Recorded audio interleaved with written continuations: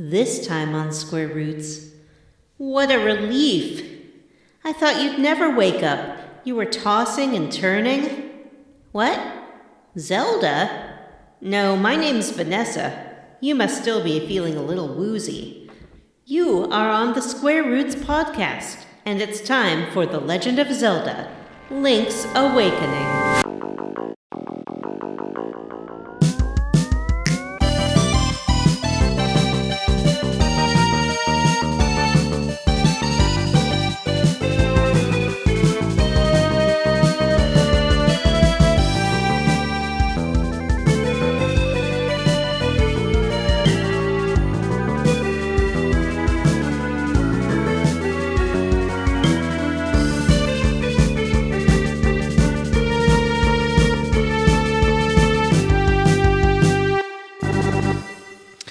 Wake up, sleepy. Hey everyone, and welcome to Square Roots, the classic RPG podcast. My name is Jim Banks. I'm joined by Matthew Van Zandt.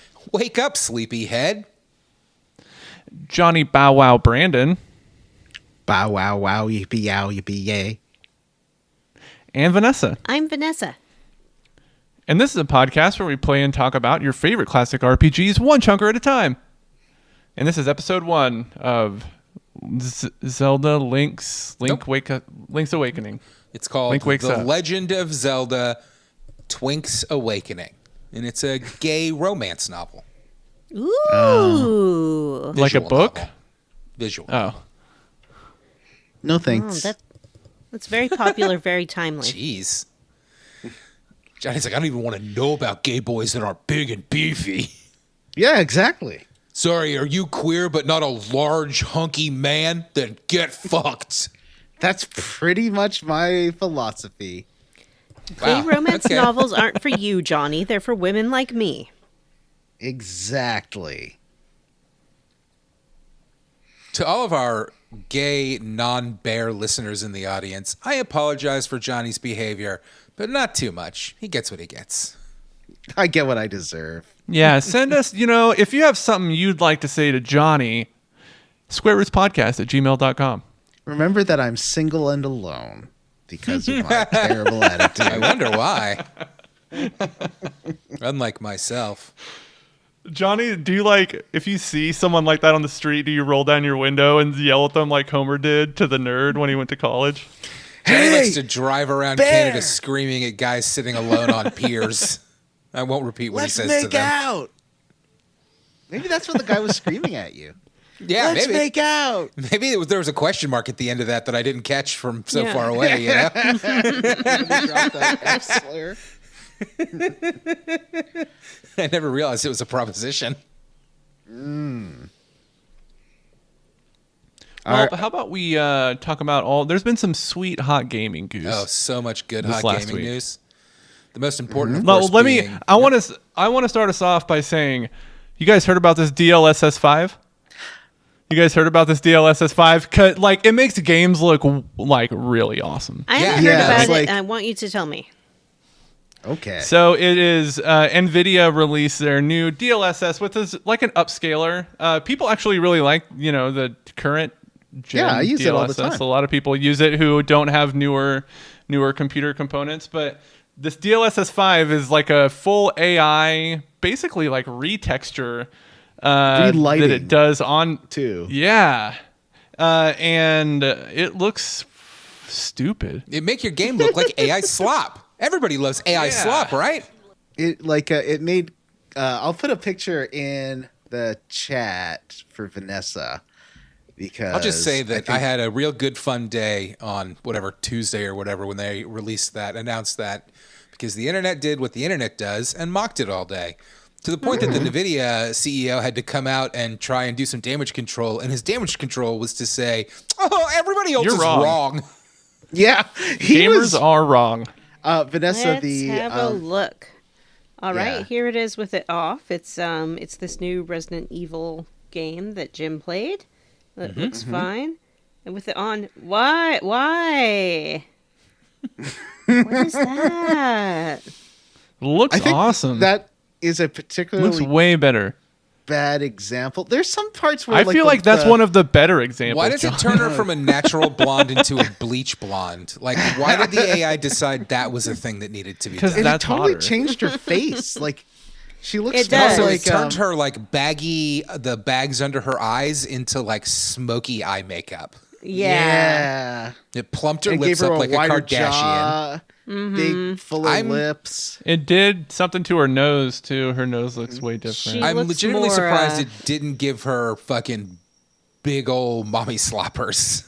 She looks a lot more Western. The original design looks more like an Asian woman, and this woman looks more white to me. I think that the makeup is more like, you know, when you see the Chinese or Korean makeup secrets, like it looks like that, much more soft. Not, you know, like her original makeup, not the Western. I don't think it's supposed to be makeup. I think she has big fat bags under her eyes because she's... No, but that's what I'm saying. Okay, you're right. You're right. Yes, I see what you're saying. She has makeup But- on now. She has a square jaw rather than an oval jaw. I watched like a half-hour video of it you're right right. when it got announced, before the internet started reacting to it. And I was like, some of it looks really good. Like some of the specular lighting, like the new lighting, the way that it processes it looked really neat. Like there's a part with Leon where like the light was hitting his jacket and stuff that looked really detailed and cool. I was like, you know, that looks, you know, I was writing on Blue Sky as I do. Oh, that looks really good. But it seems like they redo the art direction completely, and I want to make sure that's something the developers can control. And they also showed footage of Starfield and the Oblivion remaster, and I liked the pre-DLSS 5 version way better because like the lighting got changed and it was really stark and over contrasty. Like it looked like someone kind of like a first time finishing colorist overdoing things. Like it looked so overdone. Yeah, And it Not just like no subtlety at all. it's Yeah. not enhancing. It's replacing someone's artistry with itself. Yeah, it's like, because I'm sure a lot of that is like not because of a tech limitation. It's just how they wanted to do it. You know Right. what I mean? Like it was a deliberate choice. I think that they're gonna take. I mean, who knows? Right now, they are high on so much AI money that they could. Well, have yeah, the choice well, like, to and be they like, can't well, fuck admit you. that anything AI is bad, right? Everything that Yeah. they roll out with AI has to be like the next big leap in technology, or else their stock price will crumble to the ground. Well, So- like DLSS 4 and 5 use machine learning and training, right? Like they have, but it's trained from a pool of games. Like, you know, Yeah. to sort of predict in between frames or what this will look like at 720p, how it would look at 4K, like to upscale it like that. Yeah. And I think that's a good limited use trained on stuff that they're allowed to use. Like it's the, you know, what I think AI is good for. But this seems like it's overly broad. It just destroyed the look that the graphic designers came up with for Starfield and for Oblivion and for this Resident Evil game, and it just seemed like they need to not do this, you know, like or at least turn it way down. Like they need to show a presentation that just enhances lighting instead of completely redoing a lighting I agree, space. and I was curious about that because like, why did they have to go right to like we're going to redo every asset in the game? Where it's like, Yeah. oh, look at what we can do with like these dynamic lighting things, and look at what you can do with like some physics stuff. You know what I mean? But like, but to go straight to like we're replacing everything is a big and that it seemed to be more general training, like it's trained on Instagram filters and shit, not just other games. Like, yeah, I don't know. It didn't. I did see the DLSS 5 on what looked like a PS2 game, and it looked actually kind of okay. Huh. It didn't like yassify all the characters. It just made them look like a smoother 3D. Interesting.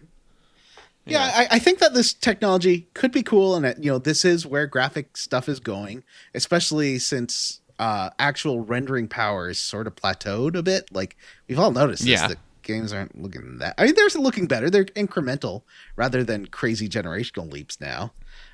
But yeah, this, I think they shouldn't have shown this without talking. Like maybe focus grouping it on gamer nerds. Like PC gamer nerds are the bitchiest people on earth. or at least like pay some developer to do the presentation for you. You know what I mean? Like pay so that pay it works Kojima with $1 million to do it. Original, You know? original style. Like completely. Yeah, pay redoing pay the Oblivion. Larian guy to go out there and do it. Like, don't let Jensen Wong do it. It seems to be giving every game the same face, like the same basic look. And the same lighting. Every game they showed Yeah. now had this overly bright, Yeah. like it looked dingy. Weirdly, like everything looked a little dark and drab, but then with like super bright highlights, and like the towns looked less warm and nice in Oblivion. Like that was the biggest change for me. But they also like completely changed lighting and got rid of like some moody shadows on people's faces and stuff. That was like, that's worse. That looks actively worse. I'm looking at one which is unfortunately a little clip from Hogwarts Legacy, but it looks like it aged up a teenage character to about 25 years old. It's like, Oh, jeez. Wow. this young-looking guy, and then he looks 25.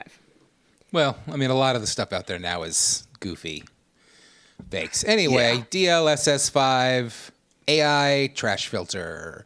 Y'all hear about this Switch 2 boost mode? Yeah, I haven't tried it yet.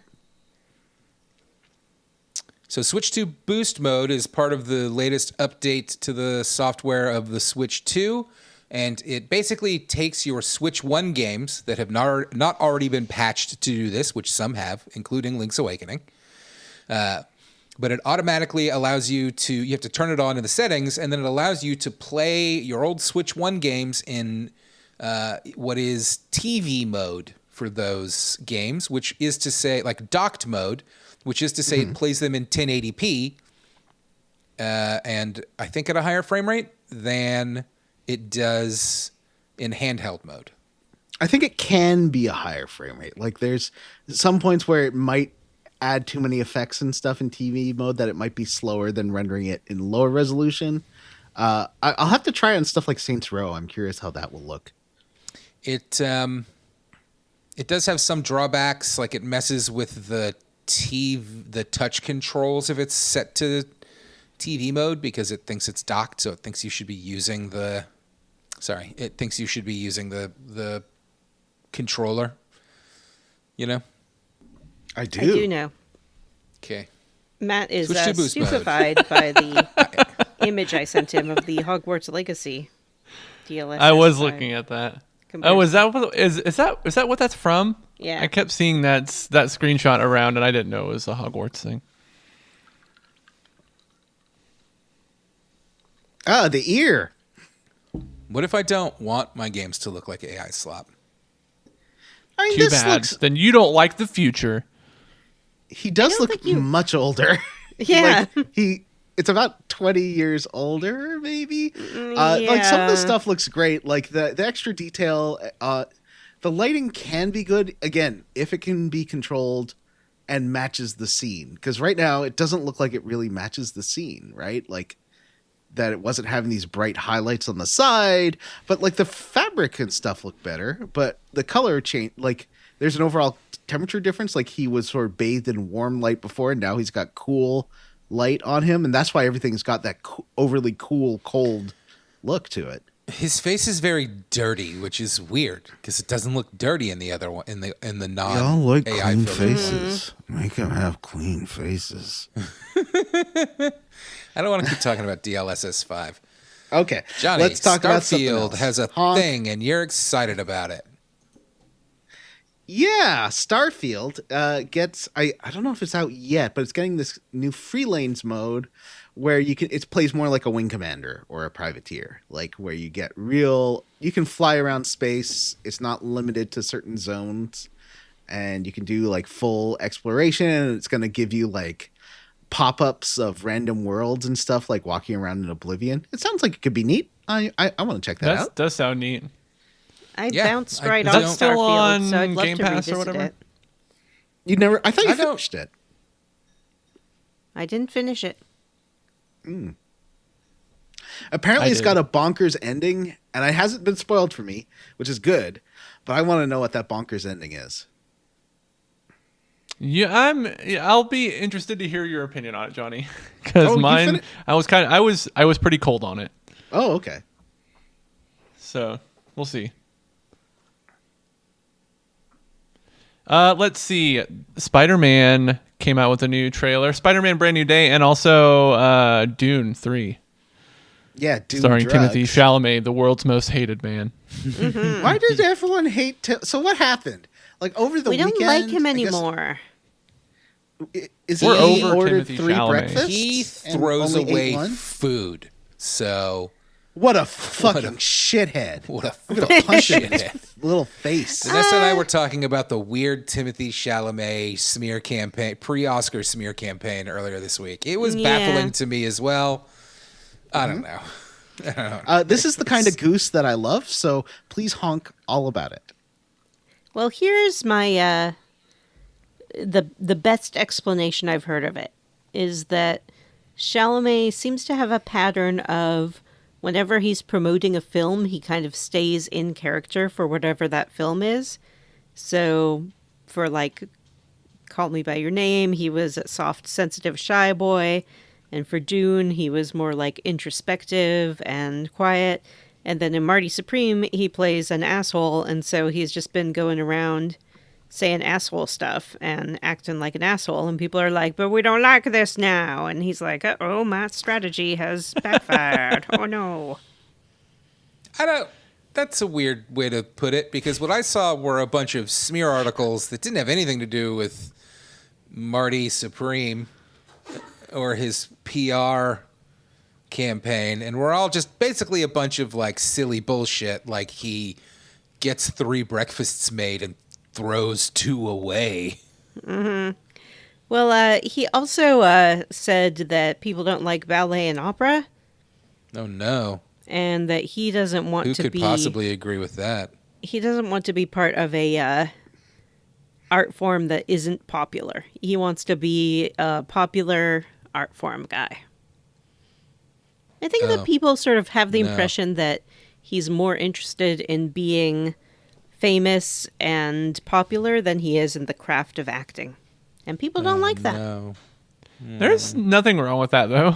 Like, you know, if he's just looking at it as a job, then he gets to be. I mean, I don't know. There's nothing wrong with that. People I think don't like it. it's very hard to like mentally on humans when millions of people know you and have opinions about you, and when you have more money than the vast majority of the population, like you go insane, right? Yeah. Like that's happened to Yeah, most for sure. famous, rich, and powerful people. And Yeah, his I partner feel like- has like, even at a- more money than he does. Like, Yeah, she's 10 one of the times like the money. richest celebrities ever. But like, yeah, I would imagine that at a certain point you get enough money to where you just become almost like it's like a self isolation from the rest of society, and like that fucks your brain up, I think. Yeah, love and to that's not test really the necessarily theory. self-imposed, right? Like that's Yeah, I just would kind probably. of- I think I would be the one person that wouldn't happen yeah, to. me too. Yeah, for and so sure, I buddy. think that I need to try it. I mean, there's good parts to it. Like you don't have to worry about money anymore. Like Yeah. you know, I don't want that's to. great. I'm You so, get it's to live so in a gorgeous boring. mansion. You have somebody that cooks for you all the time. Yeah. All right. We got way off track. There were new No, but I liked trailers this for Goose and appreciated it. Thank you. there were new trailers for yeah, Spider-Man tell me Brand about- New Day and Dune 3, and they both looked fucking rad. You said there was Yeah. 18 villains in the Spider-Man trailer. Is that true? There's a lot of villains in the Spider-Man trailer. Yeah, but, There's, like- you see a scorpion, you see a bunch of Sub-Zero. ninjas, You see an old lady. see a little lady, you see another lady. You see Is Mrs. something Webb you can't coming back? see. Yeah, Mrs. Spiders, is she coming you back? see the pun. Madam oh, well, I Webb, shouldn't say that. Dakota That's kind of a Johnson's Madam spoiler. Webb is there. Yep. Yeah, wow, Madam that's Webb awesome. I is think there. it is free game to talk about if it is in a trailer that has been out for a week when this Okay, fucking some episode people comes were out. very sensitive about that. Some like people the being Punisher's listener in Artie it who too. got mad about it in the stream last night. He better have Yeah. seen it Some by people now. don't like to watch trailers. They want to go into a Well. movie totally blind. That's amazing and good Oh. for them, but we're talking about Well, trailers. bleep You out see every, Frank Castle's Jim- Punisher in the Spider-Man trailer, which is cool. Jim, bleep out every noun when we talk about the trailer, just to make sure Artie's okay. And he's in his Punisher battle van, which is silly and fun. I'm only gonna bleep Spider-Man. It looks good to me, and I like those movies, and I like him in that role, so I'm looking forward to it. I also watched the Dune trailer, and I felt nothing. What's new with that? I don't know what was happening in that Dune trailer at all, but I did really. It looks fucking great, like visually, which the first two did, so that's not a shocker. I thought Timothée Chalamet was fucking fantastic in those movies, and so was everybody else. You see a little bit of Anya Taylor-Joy in there, I think. Yeah, she's the main character. She just had a little cameo in the second one. Well, I don't know about that. You know, it's weird. They left the second movie in a place that the books necessarily didn't end. They changed things a little bit, and so it kind of. I'm really wondering, like, how much are they going to stick to the actual second novel? Well, what I understand is that for Anya Taylor-Joy's character, they've aged her up considerably. Yeah. But how does what that she make is in sense? the Isn't book. she She playing was his just daughter? No, she's Yeah, but still his it's sister, set but like 17. It's like No, yeah, she's not his sister, but sister. like 17 Oh, you're years. right. It's been His sister. 17 years You're right. between the second and third movie. You are correct. I am wrong. She's not his daughter. She's his sister. So that Yeah, you're right. It does yeah. make sense. I wonder how much it'll stick. I actually don't care for the second book. It's not God Emperor. What is the second one? Dune Messiah? Herod? yeah, I'm Yeah, sorry. I think so. So I'm curious as to how hard he'll stick to that. I think it's a pretty boring book. And in fact, when the Sci-Fi Channel did their Dune miniseries back in like the early 2000s, when they did the second one, they combined 2 and 3. I think Yeah, because because God King is awesome. I 2 want is to boring. see Yes, God, God King is awesome. Everybody wants to see that fucking worm emperor. Show me okay? that worm. Show me that fucking worm on his throne. Do you guys? So I always think about the worm as like the cover of the book where you see like it's a big worm body, but then there's just a Yeah, weird just his human face. face on Yeah. it. Yeah. Do you think that's if they put that in the movie, would it look like that? No. You think? Yes, I that's don't. exactly what I want to see. God, I hope not. But you know what? I'm here Played by for it. Jared Leto, and it's Dude, just Jared oh, Leto's no. face on the front of it. Oh no! Don't wish that into the world. Look, if they're messing with Anyway. the story anyway, why not just make Paul the God King? You know, like Yeah, That's true. They could just make him the worm. do whatever you want, Dennis, Make him a Denise, whatever your worm. fucking name is. worm him. And one other minor thing that I wanted to say, even though we kind of blew past it, y'all see Jim mentioned it. Y'all see Scorpion in that Spider-Man trailer? That gave me a thrill. I love the Scorpion. know. I was did, reading a thing actually. today, and it said it's been 9 years since the Scorpion. What are they talking about? He was in one of the other ones. I think he was in the gang in the first one, maybe. Oh, he was one of Michael Keaton's guys. I think he was. He was definitely in one of the other ones. The actor was in one of the other ones. It was the same character. He had the name Marco, I think. I don't know. I'm not great with Spider-Man villains, but whatever. For years, they've been kind of threatening that they're not threatening, but they've been kind of implying Threatening. that the Scorpion's gonna show up. And I like the Scorpion, and I don't know why they wouldn't fucking use him. Me Use too. I everybody like else. Scorpion too. Also, maybe it is time for some Green Goblin in the Marvel Spider-Man movies. You know, maybe it's time. I don't love the Green Goblin. They did but- have Green Goblin. He's the villain of the Yeah, that's last one. classic Yeah. Green Goblin. I want original Green. I want a fucking classic Green Goblin. Right, I want but I dude feel in a like Halloween mask, not dude in a fucking Iron Man suit. But Marvel movies, Spider-Man knows about alternate universe Green Goblin, and I feel like true. if Green Goblin showed up in his universe, he would just be like, "No, Yeah, we're not doing that." you're not wrong. But what if it was Harry? What if it was Harry Osborn? Well, he'd have to like know Harry Osborn first and get to know him and love him, and he Maybe doesn't, met him. and he won't. Have they introduced Harry Osborn? in No, those they haven't movies introduced yet? Nope. any of the Osborns other than alternate universe Norman Osborn Green Goblin. Ah. Also, there is a brief shot of a lady with red hair. That's Sadie Sink, and everybody is speculating that she is playing Jean Grey, even though I think they've come out and said that's not the case. And I really hope not. She's fine. She's a fine actress. I don't want her to play Jean Grey. Thank you. All right. Well, there And was the one other Buffy piece reboot of- was canceled. Does anybody here have opinions about that? I was curious. I didn't have a lot of faith that it was going to be good, so I don't mind it being canceled. But I don't like the rumors that I've heard as to why it was canceled. which Yeah. is that some executive What are in those? charge thought Buffy was stupid Huh. and was like, the original show was dumb and I didn't watch it. It's like, Yeah. well, then Well, why are if you you're doing looking that? for ladies solving mystery spooky action, I suggest on Disney Plus later this year you watch Coven Academy. Obviously, the best show coming up.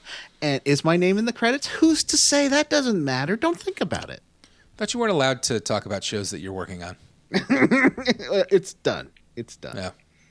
Yeah. One more thing. I don't know if anybody saw this, but there was some internet drama this week about the upcoming DC Universe Lanterns show. No, I didn't No? see Oh yeah, that. they released a Lanterns trailer, and everyone said it looks really boring. I Yeah, thought it looked fine. I liked it. we talked about that last week. Also, Jim, Yeah, I I don't know got if you really saw the news confused. that the guy that's playing John Stewart, what's his name? John Stewart. Aaron Pierre. Kyle. No, that's oh, Hal Jordan. the other guy. Aaron Pierre is officially cast in the next Superman movie, and I find that very exciting. I think he's a great actor. Ooh, have you seen that Rebel Ridge It's movie? so He Yes, was in good. on and he's Netflix. fucking fantastic It in it. fucking rips. Yeah. That movie's Anyway, awesome. the Lanterns drama was that writer Grant Morrison, pronouns they, them, get them straight, Lantern, who has written several Green Lantern books and is a well-respected and beloved writer, came out with a rant on some social media platform about Damon Lindelof and the comments he had made about this. It was kind of commenting on the Damon Lindelof's comments yeah. about the reaction to the trailer. And was a lot of basically like, if this guy doesn't like the comic books, he probably should not be involved in this show. Which, you know, none of the points that he made, excuse me, see, I fucked up after I called you guys out. None of the points that they made were unfair, I thought. But Damon Lindelof did, in fact, come back with his own response that was very level-headed and talked about how much he loves the Green Lantern and how the first time he was ever on stage at San Diego Comic-Con, he was wearing his favorite shirt, which is a Green Lantern shirt, and that the show is more Green Lantern than you think, or than the trailer implies, and that he loves the comics and he hopes that it's going to be, you know, something that makes the fans happy. And that was the drama. That was it. I gave it to you. Sounds like everything worked out in the end. It did. Yeah. You know, sometimes the drama can have a good ending. Not everything's about how Timothy Chalamet I like eats that. too many breakfasts. What, do you think he orders the same breakfast 3 times, or he orders 3 different breakfasts? He It gets was 3 that his different private breakfasts and he chef, picks one to eat. and then they threw Well, the I'm rest sure in the someone trash. else eats the other ones, right? And they Or is probably he like, fucking take no, pictures and send them to starving people. yeah, like no his one's PA allowed to eats eat the other these ones or other something. ones. Timothy Chalamet could be the biggest piece of shit on earth, and I wouldn't know because all the articles that came out last week were so silly and stupid that I was like, okay, what if I like him more now? it would be he it would doesn't be like great if he opera. took pictures. It would be great if he took pictures of his breakfast in the trash, and that's what he autographed to give to fans, is like pictures of his discarded breakfast. I have a little inside business thing. Sometimes directors and stuff come to my work and order food and don't eat it, and we eat it. I mean, that's you don't think they do that on purpose? No, feed somebody. Yeah. All right, I think that's it for all the Gaming Goose. Not that all of that was Gaming Goose. Boy, we keep changing the name of the Honk Gaming Goose segment. It was Hot Gaming News, and then it was Hot Gaming Gossip. Then it was Hot Gaming Goss, and now it's You Honk did Gaming comment on Goose. this 2 weeks ago, Matt. You need So maybe some it fresh should just material. be Honk. It should just be honk. It should just Just honk. be honk. But then how are people going to know what it is? Like, if you were a new listener, Yeah, I you feel gotta like hype it's it going up. to Honk devolve segment. even further to us only honking. How about honk gay men goss goose? Okay. Honk, goose, and gay men. Nope. You know what? We're losing the plot. Honk. Why are we goose it. messing with perfection? Honk all the gaming honkus goose goose is it. perfection. Honk Goosip. I like that. Johnny doesn't like it. That's okay. All right. Well, before we dive into the quest log, maybe we should talk about our hot, cool, awesome streams and YouTube channels. Jim, you're streaming a game. Tell us about it. Yeah. The other day, I started streaming Fatal Frame 2, Fatal Frame 2 Crimson Butterfly remake. Ooh. That was recently released, and it's a good time. I'm really enjoying myself taking pictures of ghosts. Yeah. I I streamed with you, and it was really hard not to comment on how bad you are at the combat. I got really good when I was streaming it last night. I was almost there. one-shotting some of these ghosts. there. Yeah. You have a real hearing tendency to stand in one place and hope that you get the perfect shot, whether or not they eat your face. Am I a ghost? Sorry, John. Yeah, let me just mute Johnny real quick. So in my next video, I'm doing 7 PS2 games that you can still get on PS3 right now before the store goes offline permanently sometime in the near future. Who knows? And one of them is Fatal Frame. So I was recording gaming footage of Fatal Frame 1 yesterday, and that game freaks me out, but I love it. Like, I love a haunted house, Jim. I love it, and I Feels love like real ghosts. soft horror.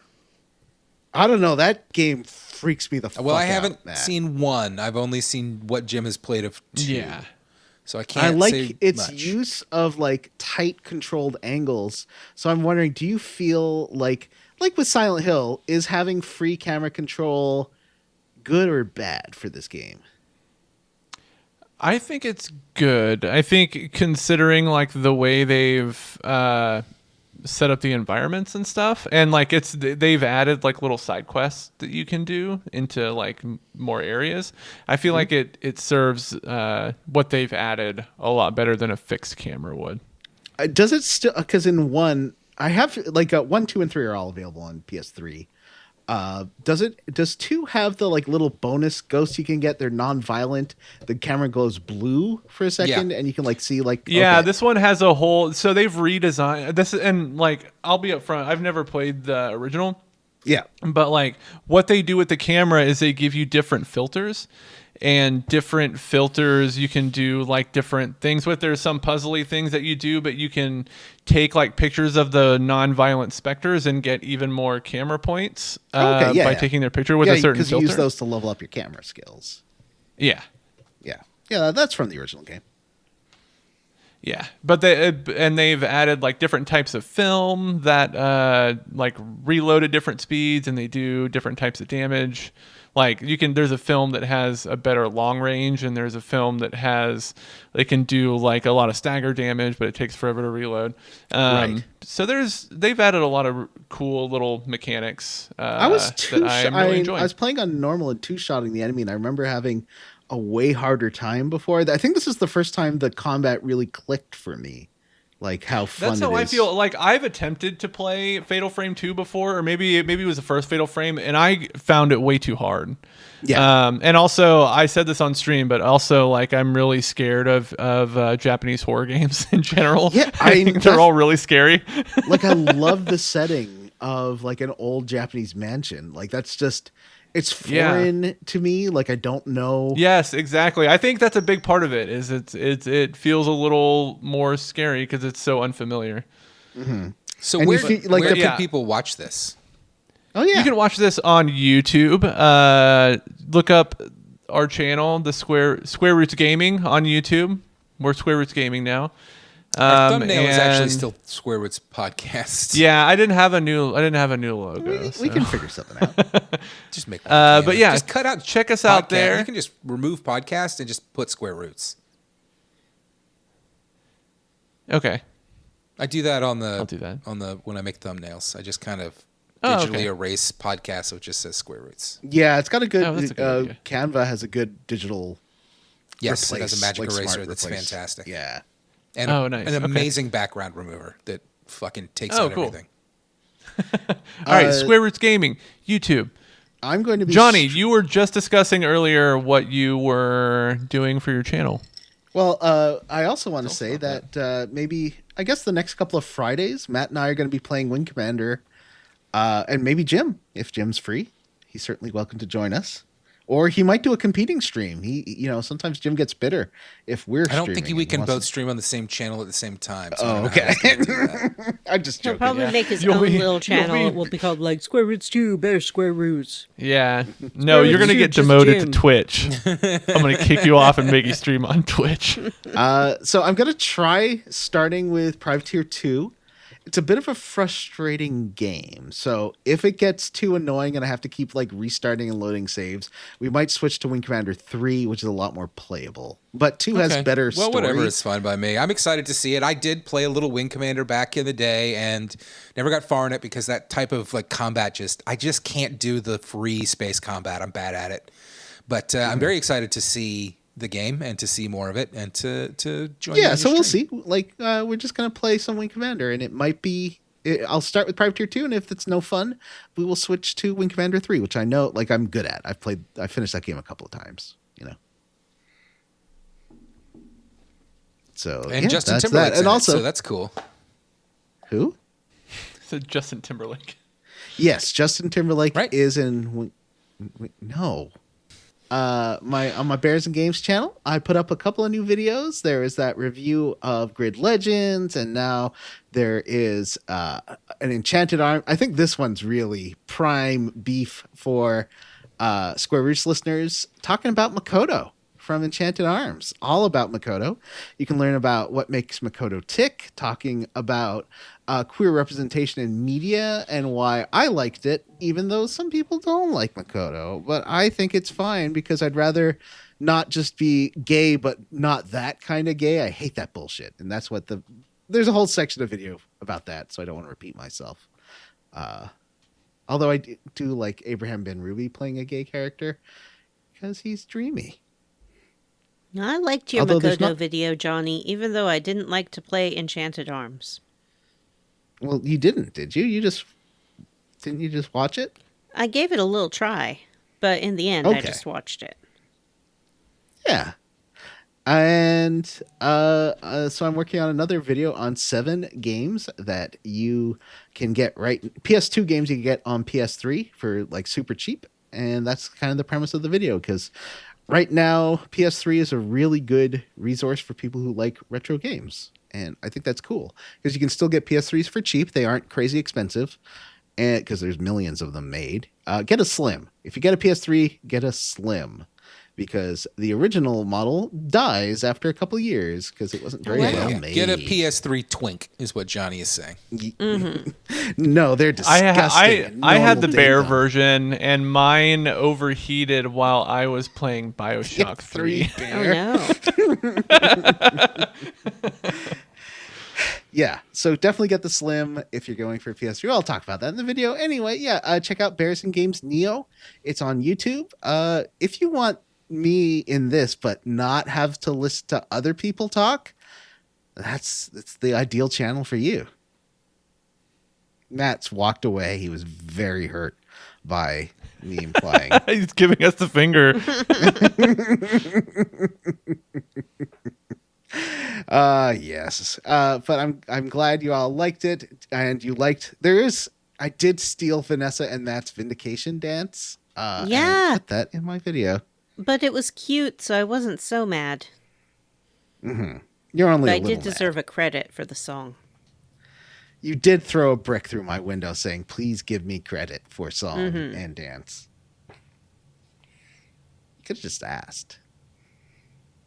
You did ask with a brick. Anyway, before we start the quest log, it's a whole new game. And that means we get to talk about your Legend of Zelda Sorry, I'm hiccuping. History. Jim, what's your Legend of Zelda history? Like with the Legend of Zelda franchise, Yeah, or with franchise, and then like we'll go this game in Link's particular? Awakening in general. I've really only played the Legend of Zelda that we've played for the show. Ocarina of Time. Ocarina. Never played Breath of the Wild. I tried Tears of the Kingdom and liked it, but never went back and played any more of it after a few hours. And I don't remember you I've being on the Ocarina of Time season. I think I played it, but I don't think I recorded all the episodes. I remember that being a Matt and Johnny two-hander season. Yeah. I think that was Jim Vanessa. going through stuff season. So No, really. I think Yeah. Vanessa just took it off, Yeah. which is fine. Everybody deserves a vacation except for Vanessa. Oh. But as far as this game in particular, I've never played it because I'm a grown man and I don't play games for babies. You play games for babies Except that all I am. the time. You're covered head to toe in games for babies tattoos. There's a game for baby statue on the desk behind you. Yeah, that is true. But that's a cool baby. Are you talking about Johnny, the Cactuar? what's your Legend of Zelda experience? I thought I got far, but I feel like I only got to like the 4th dungeon maybe in this game. Originally, because I borrowed my friend's Game Boy and played the heck out of this because I thought it was so cool to like that you had a talk full about your Legend real. of Zelda history first, and then you dove right Oh, into yeah. Link's Awakening. You're right. Sorry, Legend of Zelda history. I played a tiny bit of the first one and the second one on my friend Lee DeGuire's system. He's on the Facebook group. And then I rented and played a lot of Link to the Past, and I really like that one. And I played quite a bit of this one because it was on Game Boy. And you know that I finished Breath of the Wild and Ocarina of Time. Although when I finished Breath of the Wild, I didn't get all the photo locations, so Link and Zelda just shook hands and nodded sternly at each other at the end. It was very weird. I don't think the real ending's that different. It's not like they make out or anything, right? I don't know. I haven't finished the Nintend's real ending. real weird about Spoilers. like never letting them actually like develop a relationship. And I've played some Skyward Sword, and I'm very bad at it. Like that game discouraged me from trying more Zeldas for a while because the combat was so hard. But it's the least like other Zeldas. It's super linear and it's got weird Wii motion based combat. I don't know if you remember my character development during Ocarina of Time, where I started off just angry and frustrated at the game and really mad at it, and then I blew Matt's mind by really liking it at the end. Wow. so you- I should say I played Twilight Princess too, but only like halfway through because I couldn't do the controls very well. Did you like how he turned it? It was all dark, and he turned into a werewolf. Oh, it turned into a wolf. That was cool. But I didn't like that little voice that came over the Wii remote all the time. The little like pixie guy. Minis, something like that. Yeah, I didn't like that. Okay. Anyways, What about Matt? What's your So what was the very first LOZ you played? I'm a Legend of Zelda super fan. The first Legend of Zelda I played was the original Legend of Zelda on the Nintendo Entertainment System. I was so young that I basically couldn't play it because I think I told this story on the show recently, but if I didn't, I was so young when I got a Nintendo Entertainment System that I could not get over the first gap in Mario. The first little gap you had to jump, my little baby fingers did not have the dexterity to time that button press up, and I spent days just walking into a hole. And I also was not very good at Legend of Zelda, though I do remember one of the neighbor kids got to the end and fought Ganon, and everybody came over. He called everybody over, and all the neighborhood kids came over and watched him defeat Ganon and beat The Legend of Zelda. Wow. Oh, wow. That kid sounds like And the then- coolest kid on the whole block. So was he the same age as you? Did he just like cuck you with his Zelda skills? No. he Zelda mogged you. Yeah, He exactly. Zelda mocked me. He was older than me. I had Legend of Zelda 2 and played a lot of that when I was a kid. That's the hardest Zelda. It's impossible, but I still played a shitload of it. I never beat it. To this day, I have not beaten it. That game is fucking impossible. And then Legend of Zelda Link to the Past is the reason that I bought, which I actually did buy with my own money, a Super Nintendo. It came with Legend of Zelda Link's Awakening, or Link to the Past, and that's all I wanted was to play that game. I played other games, but obviously Legend of Zelda Link to the Past. I loved it. I played it a million times. I love How'd you get all Ocarina of that Time. money as a kid? Justify yourself. I got it at a pawn shop for $70. Oh, It was years after the thing had come out. I see. I remember playing Legend of Zelda Ocarina of Time with a buddy. Mostly probably watched him play it more than I actually played it because it was his Nintendo 64, which I never owned. Though I did borrow his N64 a few times and play it. And that was that era. I loved that game. It was very fun. But that's that era I talk about all the time where, like, visually, like, my brain just cannot compute those big chunky polygons into, like, things that I can see. I really struggle with that era of gaming. And since then, I have played a ton of Zelda games. I talk about them on the show all the time. Breath of the Wild, Tears of the Kingdom. I love Wind Waker. It's my favorite one. Twilight Princess was fine. Skyward Sword's the worst. I'd rather play the CDI games than Skyward Sword. And I have also played the majority of, if not all of, the Game Boy and the handheld console games. I played Link's Awakening. Not when it came out. I did not have a Game Boy or a Game Boy Color, but I did play it on an emulator years later on my computer. And as well as Oracle of Ages, Oracle of Seasons, Minish Cap. And when I finally got a DS, I played Phantom Hourglass and Spirit Tracks, and I liked all of them. Because Zelda games are the best. I love them. I like solving puzzles. I like how the bosses are basically just puzzles you have to solve. They're very fun, and I love them very much. And I have played this game to completion before, and it is a great game. And you can tell that I like it because this is the first episode of the show, and I got to the last boss of the game this morning. Oh, wow. And then I didn't want to finish the game yet, so I went and collected 40 seashells so I could get the upgrades that I don't need, but I wanted them anyway. And I did the additional color dungeon, and I've done quite a bit of the create a dungeon, and I don't know. Will I 100% the game? Probably not. Do I want to hunt down that last 4 heart pieces to get that last heart container that I don't fucking need? Probably not. But it's a good game. And I like it or not. And I like it a lot. And to answer the question that you didn't ask but should have, I'm playing it on my Switch too, and I'm playing the remake of Legend of Zelda Link's Awakening with its Link's Awakening. Link's Awakening. It is a game for babies. It's true. I can't deny. Jim's not wrong. It's a Game Boy game, my friends. Guess who the Game Boy was for? Babies. Babies. You can also, even in the remake, you can really tell that this is such a tiny map. It's so small. Then why am I lost? That's a great question, because this thing is like fucking 9 tiles. It is small. It's a small bean. Jim, what are you playing it on? I'm playing it on the Switch Classic. Ooh, and I am playing it on Switch 2 so I can get the upgraded frame rate and resolution. I guess that leaves Vanessa. Vanessa, tell us about your history with Link and Zelda.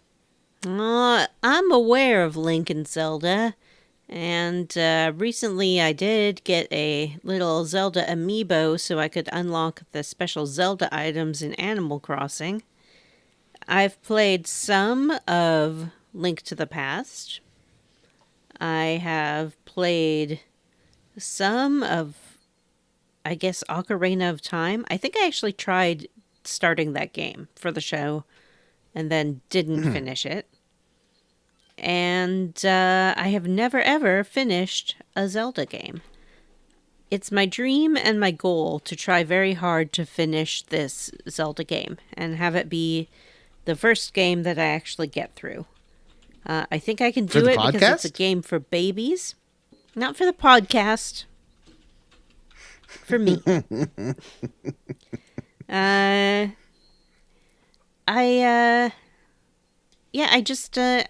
have nothing against the Zelda franchise. They just traditionally have not been games for me.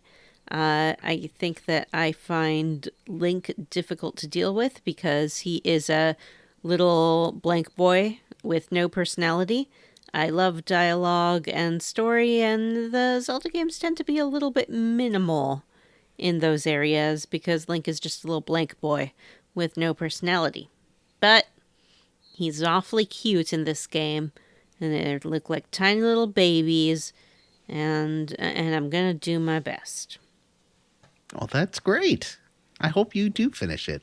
Since it Thank is you. a game for babies, Yeah. you know, It I is think like that a gives us 10-hour both. game too. It should be. It gives us pretty both a easy. good shot at actually finishing it, I think. Yeah. And Johnny I wants did to finish. finish this He's chunker. got to finish.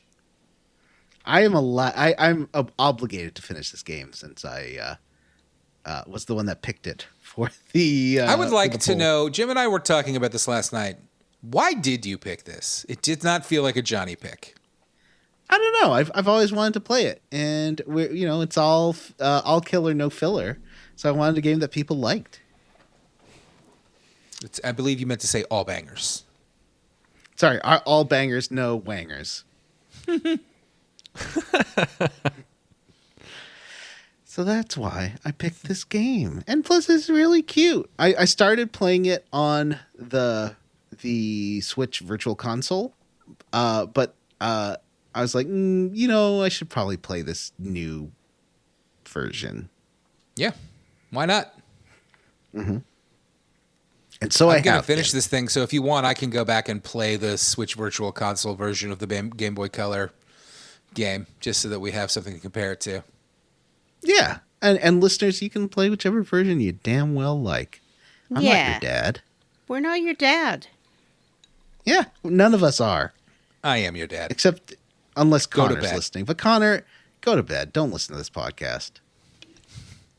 I imagine as a child there would be nothing worse than listening to especially as a teen, listening to your dad's podcast.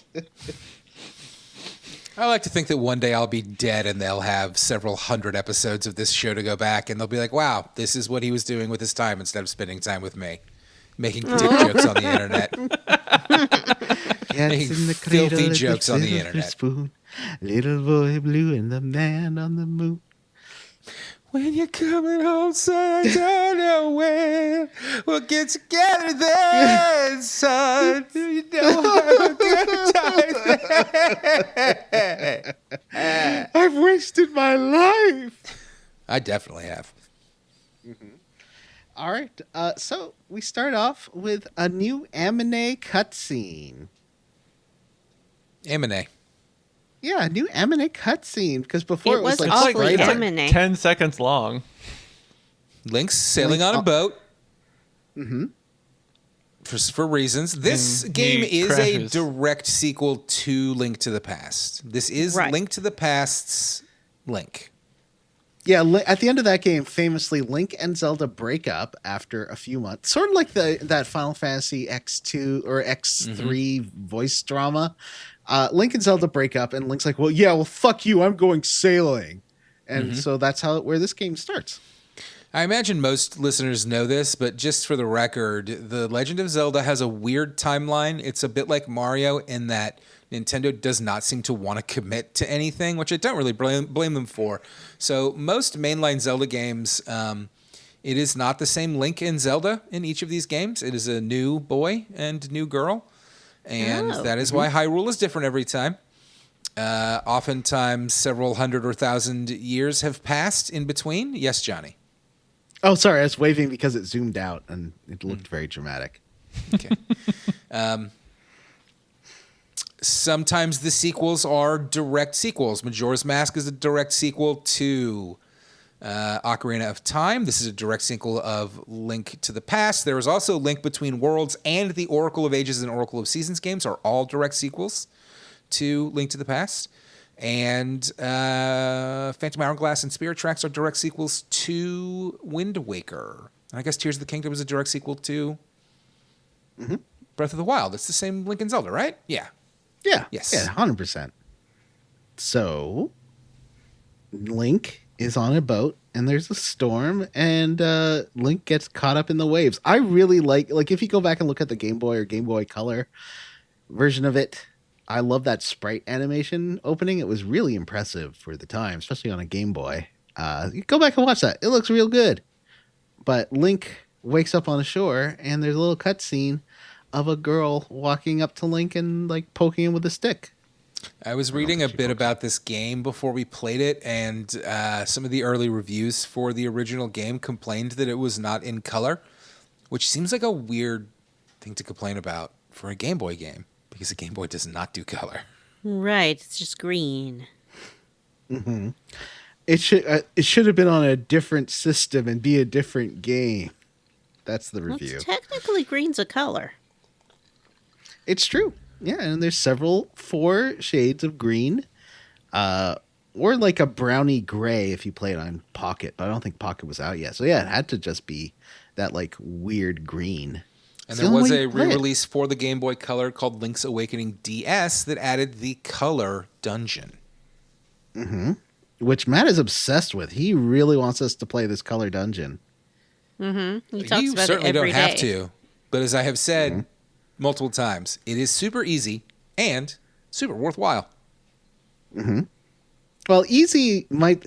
I mean, I did get stuck on those Shy Guys for an hour. So Easy, like pretty short. It's not like a full-blown dungeon.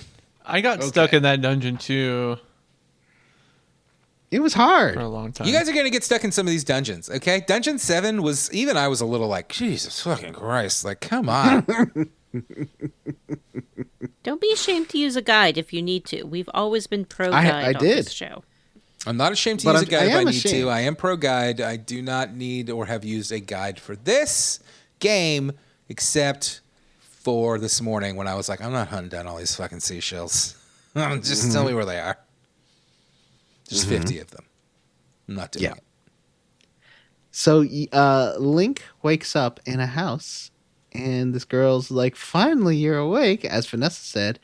But Link calls her Zelda, and she's like, "I'm not Zelda. I'm Marin, and this is my dad Mario." And he's like, "It's me." Yep, that's Woohoo. that's true. Her dad is Mario. And he's got a mustache, lot- and he jumps. There's a lot of Mario stuff in this game, like chain Yeah, chomps. a lot of Mario. There Goombas, like it. is. Shy Chain Guys? chomps. There's the smashy guys. Thwomp. There's even more that you're going to Thwomp, see yeah. that I don't want to spoil. So there's a ton. Piranha plants. Oh yeah, there are Goombas. piranha plants. This is weird. This is a weird Zelda game. This is the only Zelda game, I believe, with all this Mario stuff in it. So that's cool. I like that. Anyway, so Mario Oh, here's is a like, fun fact. Development of this game began as an effort to port Link to the Past to the Game Boy, and it was initially developed after hours by Nintendo staff, and then it eventually grew into an original project. and there's the Wow. whole team from the game The Frog for Whom the Bell Tolls, which we'll get back to later, because Beg your it does pardon? play into this chunker. The frog for what now? There's this know weird what he's talking Nintendo about. game that plays a lot like this called The Frog for Whom the Bell Tolls. It never got released in North America or Europe. There is a fan translation. But yeah, it relates to this game. There's the main character from this game shows up in this chunker. And it's Oh. surrounded by frogs. So, Link Awakens. And I guess that's the end of the game because that's what the title of the game is. Yep, we did it. Yay! So Mario has your shield, and I guess like Link's mom wrote his name on the shield, so like the other kids Yeah. at Hero School didn't take it. I don't remember him having a mom in Link to the Past. He seems to live with his uncle who immediately dies. Does he die? Yeah, and you don't start with the shield. You definitely find that in... Does he die? I think he dies. Does he come back Maybe later Link. in the game? Maybe I Link don't think just so. wanted to put make sure he wrote his name on it, so no one Yeah.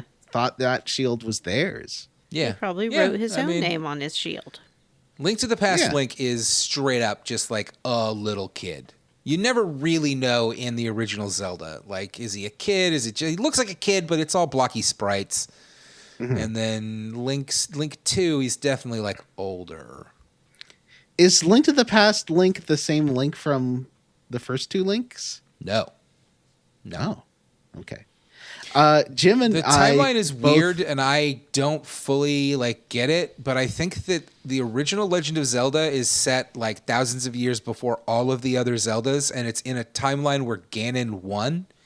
and there are like diverging timelines. There is like a book about Pretty sure it. Link 2 is a direct or Link's Adventure is a direct sequel to Link 1. It might Zelda might 1. be. I don't know.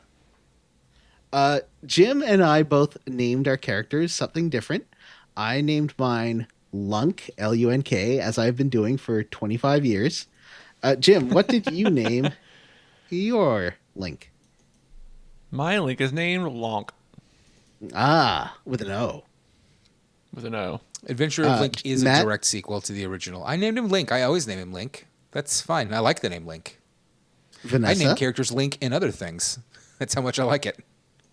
I also named him Link because I do feel like since this will be my very first Zelda game that I ever finish, I should have its official name on it and make a good faith effort to engage with the content. But I was very tempted to name him something that would irritate Matt, like Little Alex Horn. That would irritate me, but you also don't have the character space to do that. Yeah, you have four. I could four make letters, it so work. You can be L-A-H. La. You know, Vanessa, I heard all your reasonings for not having played these games before, and no reason. Like I don't, obviously, your reasons are your reasons. I'm a little shocked because these games are so full of puzzles, and you love puzzles so much. I do. They love do make you feel puzzles. real smart when you solve a puzzle. I was like, I did this on my very own. I'm a big boy. I'm so smart. I haven't felt a lot of satisfaction from the puzzles, at least so far.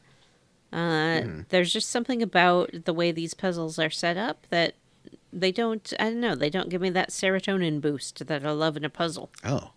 It definitely worked for me. Like that's what really got me through Breath of the Wild was how smart I felt solving those shrine puzzles. The shrines, yeah.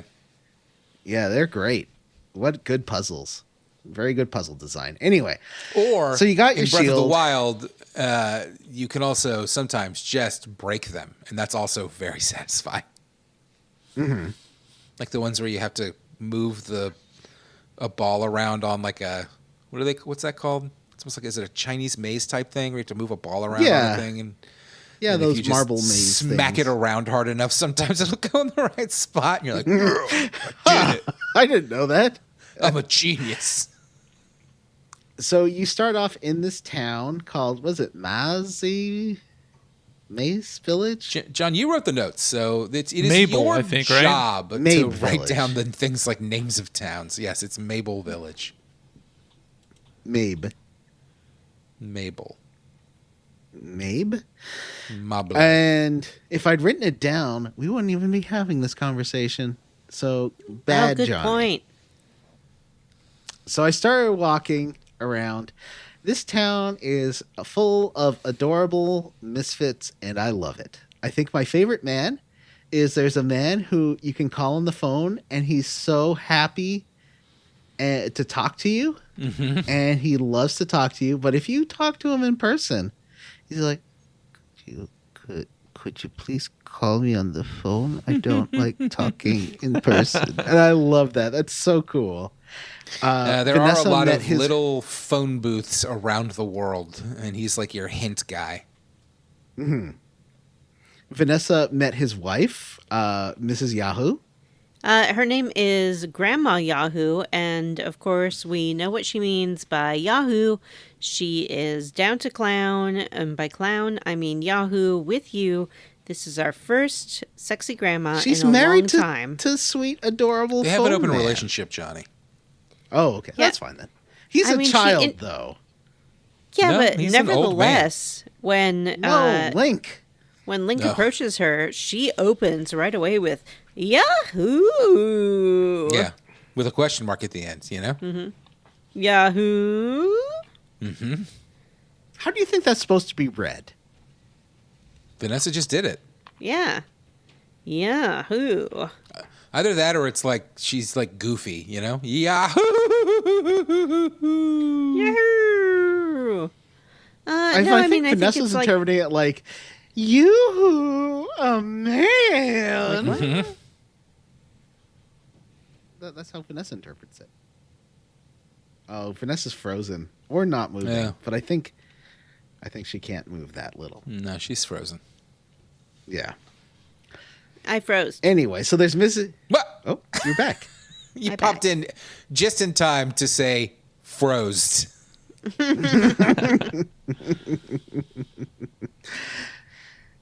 So Vanessa, Yeah. are you going to break up that lovely lady and her fun husband? Absolutely not. I think they're a great couple.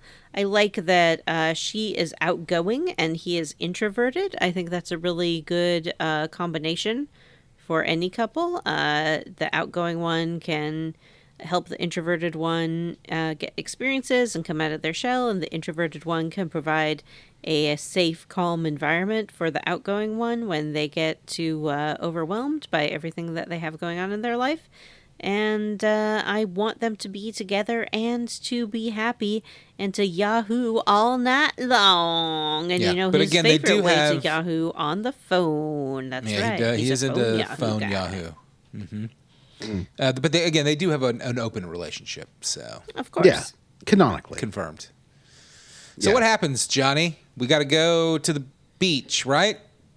Yeah, you got to go to the beach. You walk past a little chain chomp. Karen that- or whatever her name is tells you that she thinks your sword is there, right? Mm-hmm. What's her name? Marin? Farron. Marin. Yeah, she's Marin's like, the your Mario." we got your shield off the beach. Your sword was also there, but we left it there. And Fucked up. she's obviously from the get-go pretty into this guy, right? Yeah, it's like yeah, I mean, they're Marty's children. mom to Marty. They're children, so like, you know, she's into him in like a tee-hee, I'm a child way. Yeah, kids are quick to develop crushes. You're right. Like me and Dom DeLuise.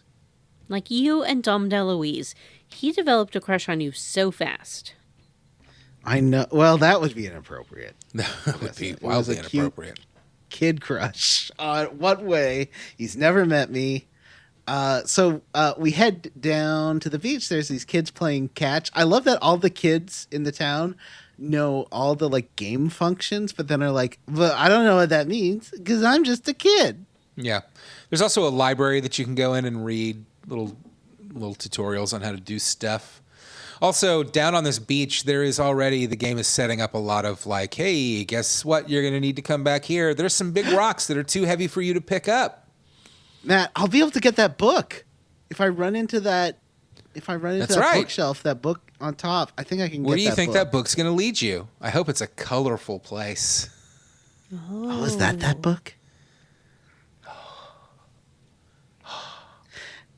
So you go down to So the that's beach, something that there's the a little- Zelda games do so well that I really appreciate, that I've always really appreciated, is that they really set things up for you that you know, I'll have to come back and get this later. And then when you never know what you're going to get, right? I mean, eventually, when you've played enough of these, you're like, oh, I'm going to need the boomerang for that. No, I'm going to need the power glove for that.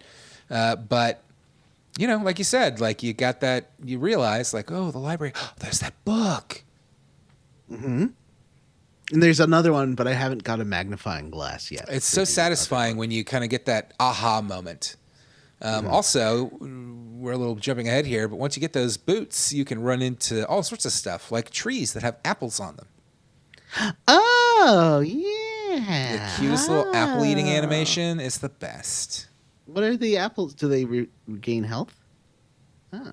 So you can, since you have a shield, you can push these spinies with your shield, which is very cute. I didn't realize like the shield, you don't have to be directional with the shield, right? Like it just puts Link into a defensive pose no matter what. No, you have to be directional. Oh, okay. Well, never mind then. And you go to the beach, and there's your sword is right there, and an owl comes at you and is like, "Hey, sup, kid? I'm Sup, an owl. dude?" I'm gonna come up here and talk to you about something called a windfish, which is neither the wind nor a fish." Yeah, he And I'm does. gonna He does pull up a chair, turn it around, and then sit down in it backwards. And he turns his ball cap around, and it's like, He's "Let's gonna rap rap at us Woo. about Jesus. Who? Let's rap." And he wants to rap with us about Jesus, which in this world is the windfish, which is neither the wind nor a fish. So it's therefore, I true. believe means it's not a whale, right? I don't know. Can you call on at the end of your rope when you're sad and out of hope? Jesus. Windfish. Or the windfish. Jesus. Was Danny a Christian puppet? Yes. You have to assume Okay. so. Yeah, you have to. Yeah, I feel like any kind of puppeteer like that it's got to be a Christian. Yeah. Anyway, so when you pick up the sword, it starts playing the Legend of Zelda theme. And by the way, the Switch version of the music is so good. Yeah, it is. Doot, doot, doot, doot, doot, doot. But it uses all sorts of like wind instruments, and it's got like mixes in some little bit of like beep beep boop kind of music in there bleeps and sometimes. bloops. Yeah, it's just Johnny, a really good. what does the owl tell us about the fartfish? Oh, we gotta like talk to him or wake him up to leave the island. I think is that it. That's right. Yeah. We have to wake up the windfish to leave the island. I have a question. So, Answer. but why would we want to leave this island? This island I have a seems, like, question. awesome. Vanessa. What's the difference between his little Linky sword and the Master Sword? Because I know from Zelda lore, everyone's always going on and on about the Master Sword. What's its Well, what's the deal? difference between a longsword and Excalibur? One of them's got a name, and one of them's generic. One of them's I magic. guess that's it. The Master Sword can reflect magic as well. That's a big part of the Zelda games, is that once you get that Master Sword, you can tennis magic back at monsters and stuff. So is this not the Master Sword? Yeah. No, this is just Link's sword.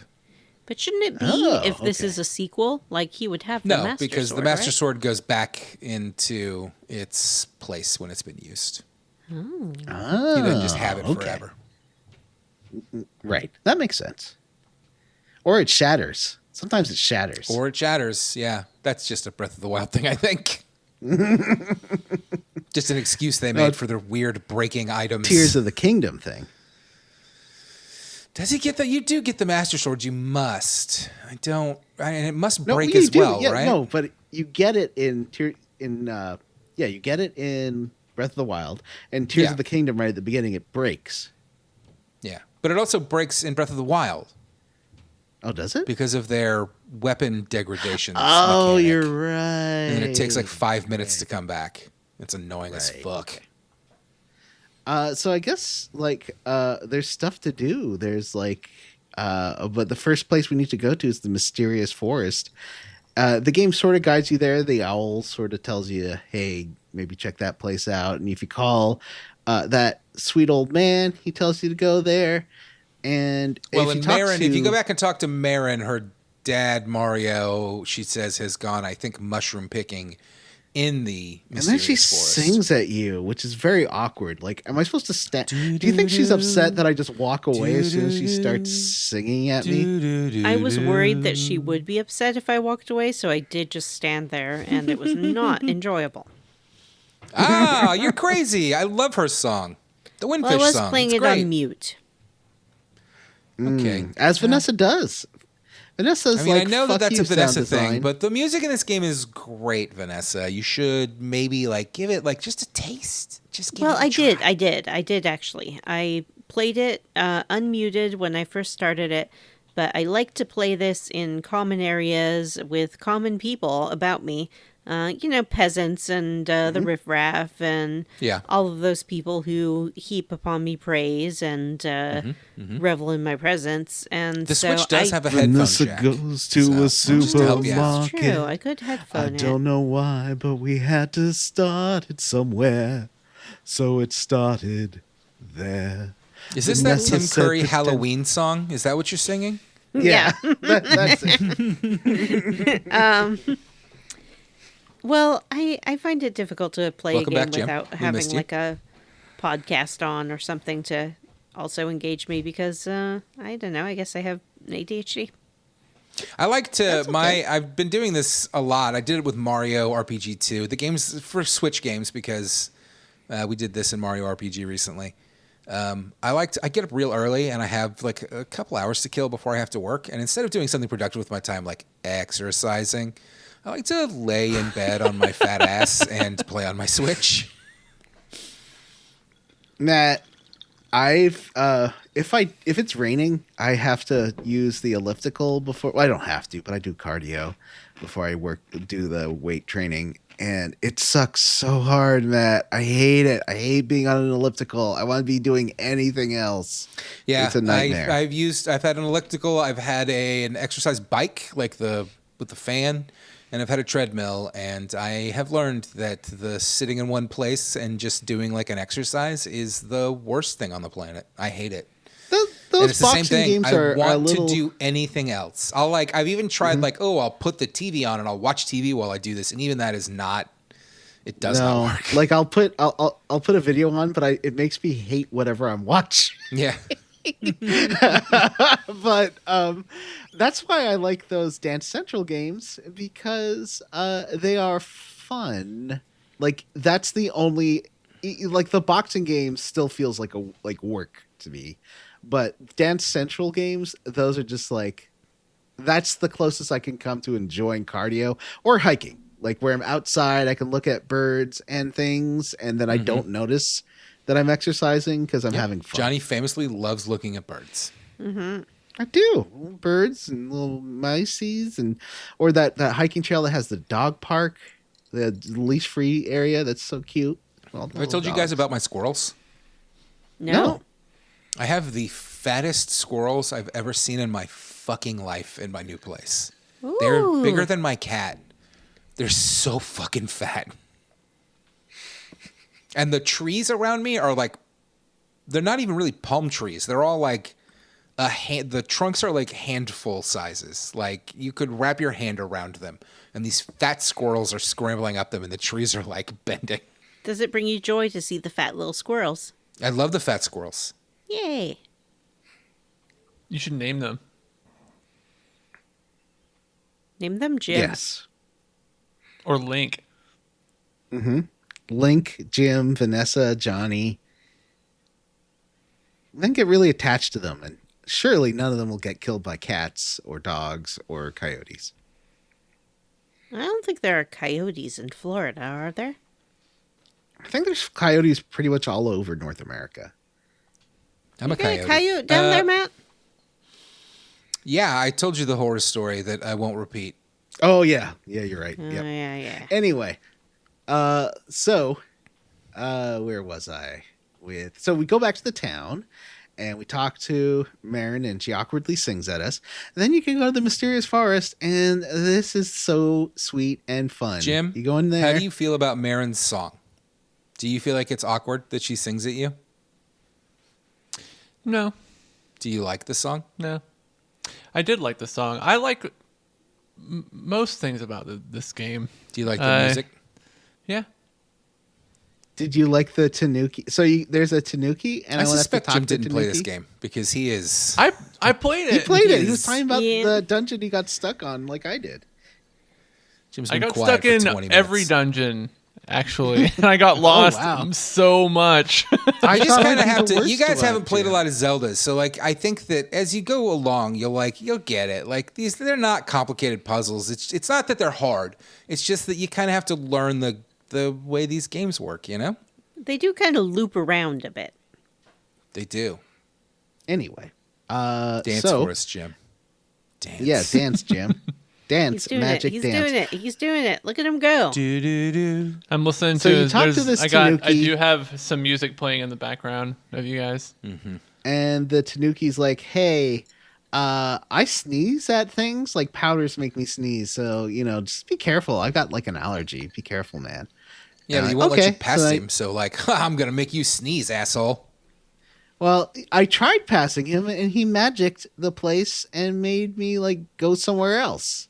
Yeah. And there's angry little pig guys. They're cute little pig guys. Cute little Moblins. piggies. Okay, cute little moblins. Talk about these pigs, Johnny. Where do these pigs... I mean, you have promised us for a long time that you were going to make a Bears and Games Neo video about which pigs are appropriate for having relations I just with. captured That's more. true. I literally captured footage of the pig dungeon here for this video, like this a couple of days ago. So Yeah, I'm yes, curious too that's- because you're famously super into Gamorrean guards, which are pigmen. yeah, And these moblins are pigmen, but they're not green. Is it the color green that turns you on? I like the orange ones. I don't like the blue skin tone, but the orange skin tone ones are cute. Wow, But doesn't they're like the cute. darker skin tone. That's not Problematic. it's cooler. It's like weird undead skin tone. It is a Anyway. little undead. It does. Ooh, he it doesn't does. like I was the saying this to Jim undead. last night when we were streaming Fatal Frame 2. Some of the ghosts have like that Japanese ghost movie where they just kind of look like their face is painted blue. Oh, Blue weird. face. That's cool. And that's what the blue So moblins the- look like. So there's a spooky. No, that's not spooky. I'm thinking of Fatal Frame again. Well, I guess it's kind of spooky. So at this point, I kind of sequence broke things. Like I was wandering around and I found a mushroom, and then I found the witch's store, and they're like, "Oh, you brought us that mushroom." Yeah. What? That's what I did What? too. Yeah. So they made me some magic powder, and they're like, "This can be used on various things, not just the Tanuki." Well, they don't Yeah. quite say that, You'd- but you have to remember. You're definitely going this. to use this twice more in this game. Yeah. I used It lights this all the torches. time because Oh, really? I accidentally kept pushing the button to magic powder. And so I Yeah, magic I powdered did probably that a lot. everything twice I'll say in this. this game. I'm jumping a little ahead here, but you get that feather, and that's basically your jump button. And I hate that that is tied to one of your item slots. I for the was just going to rest of say the that. I fucking have game. to equip the jump. Yeah. Fuck For off. the rest of the game. That sucks. I And feel some like things it's just don't. gonna The always shield be doesn't. there. The boots don't. Some things you don't have to have it equipped, but with the feather, you fucking have to. So basically, you only get one item slot because you always have to have that feather equipped. Yeah. Plus, bouncing around is really fun. Like it's a good way to move. I do like I the fell in jump so where he many does- holes. He does like a front flip that's very like unaerodynamic. Like it does not match up with physics. Like he And It just looks kind like of, he's skiing. so like his weird. body's straight. it's It's so got a weird and weird it's arc so hard too. to get used to. It's not Yeah. like a Mario predictable arc. It's this kind of weird Yeah. arc. So you go back to Tanuki after you get this powder, and you show it to Tanuki. He's like, "I'm just gonna take a big. Oh God, no!" And then just starts sneezing. He and realizes then that you've turns cut back it with into baby Marin. powder and fentanyl, and that he's going to die now. It's Marin. Or Mario, whatever his name is. It's Mario. It's Marin's His name dad. is Marlon, Mario. I think. Marlon. Oh, that's okay. So they're both M names. So Marin's hot dad. Nice. Marin's little Mario dad is like, what? I don't remember what. There was just a Tanuki here, and Yeah. where am I? Who turned him into a raccoon, and why? We don't know. We're never going to find Yeah, out. that's a good question.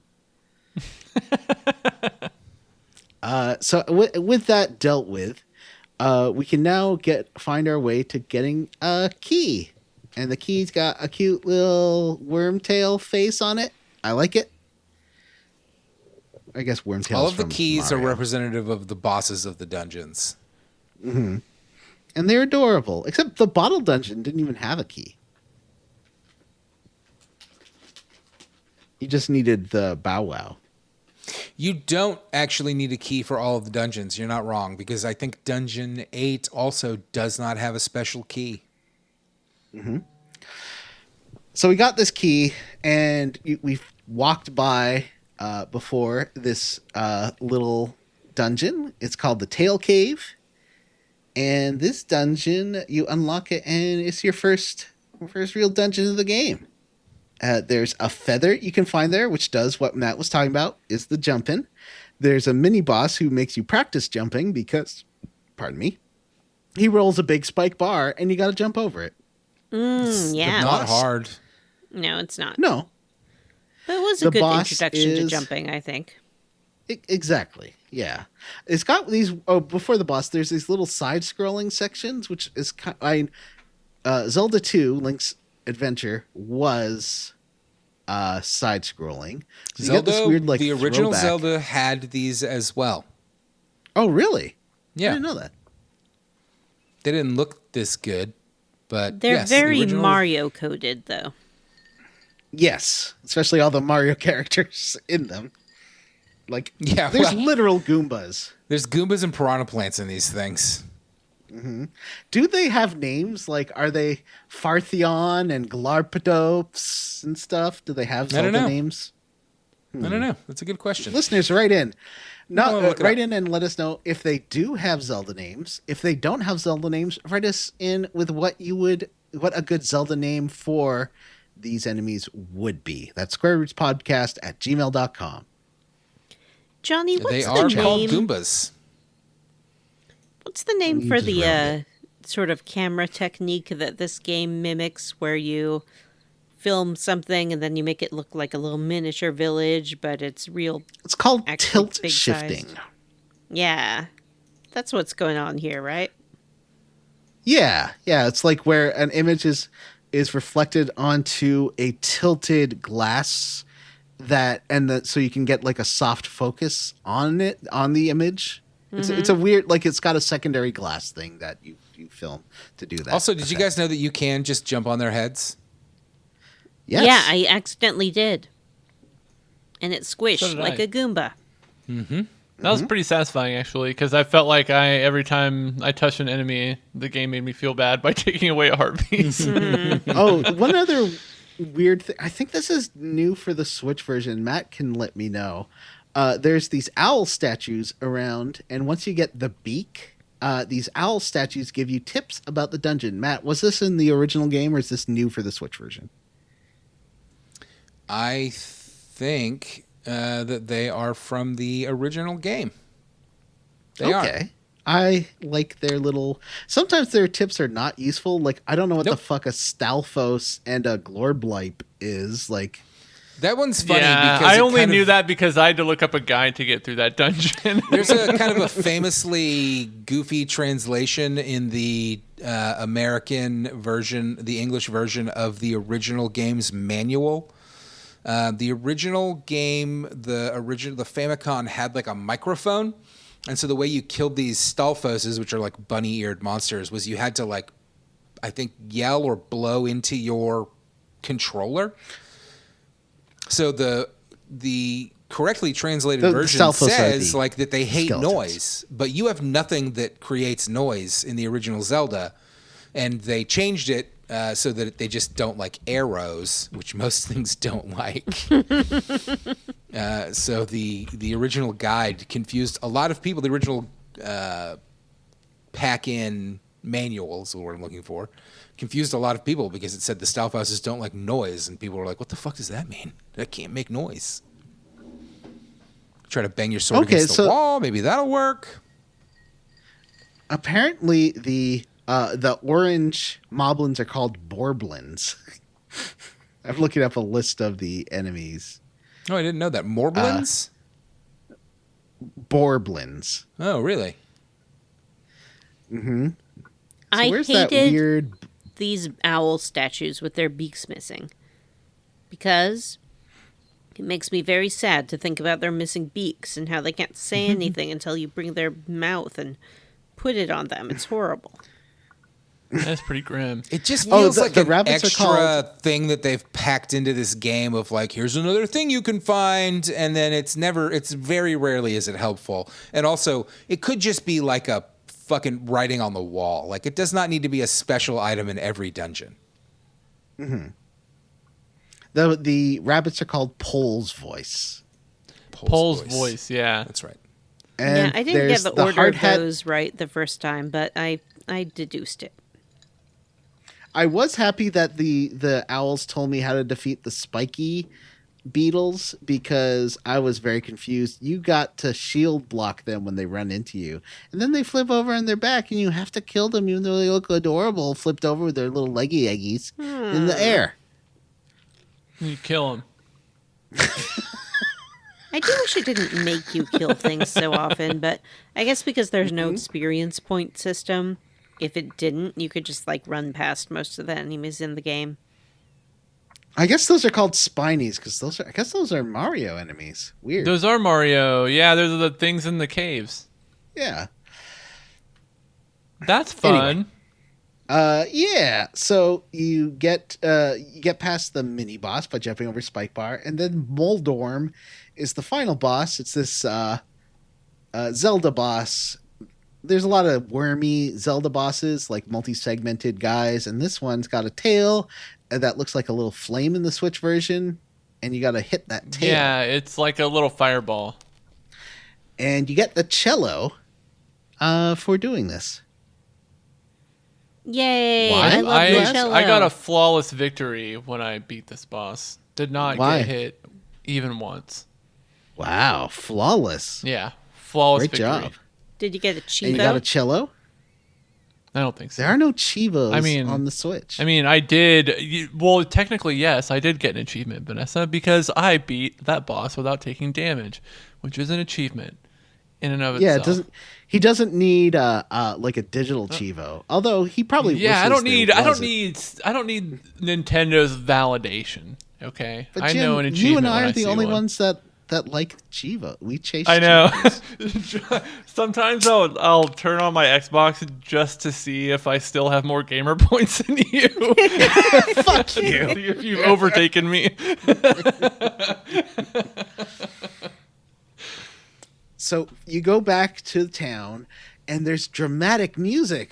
What's happened? And the kids are like, "They're danger, crisis."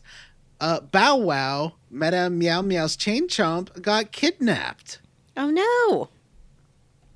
And this was a chain chomp that would snap at you a bit. It wouldn't hurt you. When I first played the game, I was totally petrified that this chain chomp would like hurt you if you got bit by it. I don't know why. I was like 11. I wasn't even that little.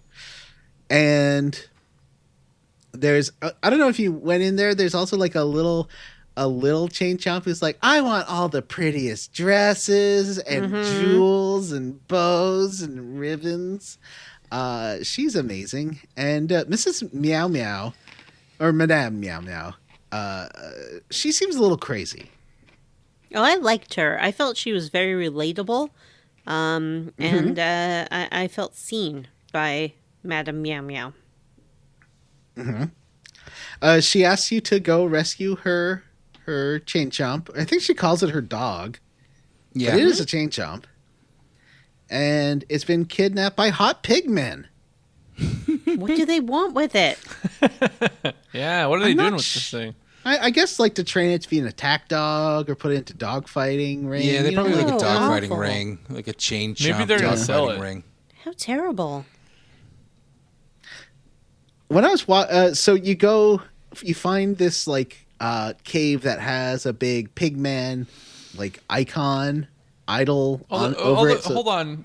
I think the dogfighting thing kind of makes sense. This is a really violent chain chomp. It lashes out at anything it sees. Not Yeah. me. It doesn't No, bite in a sense. you, so I think it's just loud. No, Jim's right. Like so you go in there, you kill a bunch of the hot pigmen, and then there's an even bigger, hotter pigman boss. Now the other pigmen are just cute. That boss is hot. Yeah, just smoking. But you got to beat him up, and it's pretty easy because he just runs into a wall. And after he runs into a wall, you can just hit him when he's like dazed. It's your usual boss. That's the Yeah. boss. That's how video game bosses work. You know, one thing I appreciate is when you do get those little vulnerability windows, in these boss fights, and you get to hit the enemy more than once. Oh, yeah. Ooh, that's real good. That is always a satisfying thing. This boss trope is, I'm sure, like 40 years old, or right around 40 years old, of the guy that runs into a wall and then is dizzy. Like, I think God of War 2018 used it still. Like, people still use this boss It design. used it with the big troll fights. Yeah, exactly. I love that they're like, how about this idea? I've got this brand new boss idea. Big dumb guy that runs into the wall and gives himself a concussion. The Batman games did it with Bane. Those Arkham games, whenever you fought Bane, he had to You're right. run into You're something. 100% right. Yeah. I've dated a couple of guys like that where you have to like stop them from running into. You're like, no, don't run into that wall. You're gonna be dizzy and you're gonna give yourself concussion. You have to like hold them back because that's what they want to do. They want to charge at you. And then your enemy is going to hit you in the butt a bunch, but not a good way. Exactly. Oh, yeah. So you kill them and you find in the back room the chain chomp. You have to like walk over his chain and then he just joins you. You don't have to do anything to the. I tried doing stuff to the post, but then just walking over the chain is what you need to do. And this, so far, definitely best part of the chunker. Maybe best part of the game. You get to walk around with a Bow Wow. And Jim is right. This dog is a psychopath. It eats everything. Mm-hmm. He eats plants. Lots of dogs eat plants. And people. And I monsters, think yeah. it's That's right. He meant does to. kill monsters for you, which is fucking awesome. But there's Yeah, a it is sign, awesome.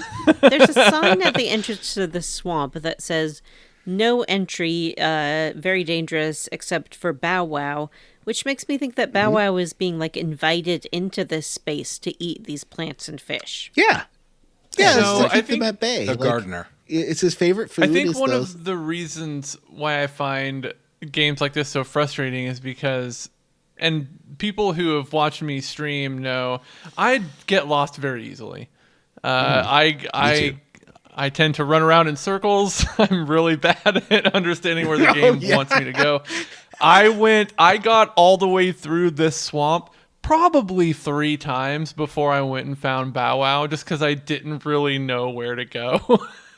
Did you Like, read the sign that said you can't go in unless you're No. Bow Wow? No, I was too frustrated to read the sign. I was playing emotionally. Yeah. I mean, definitely it's canon to the show that Jim becomes enraged when games make him read. That's true. I like the opposite just of want the me. game. Mm-hmm.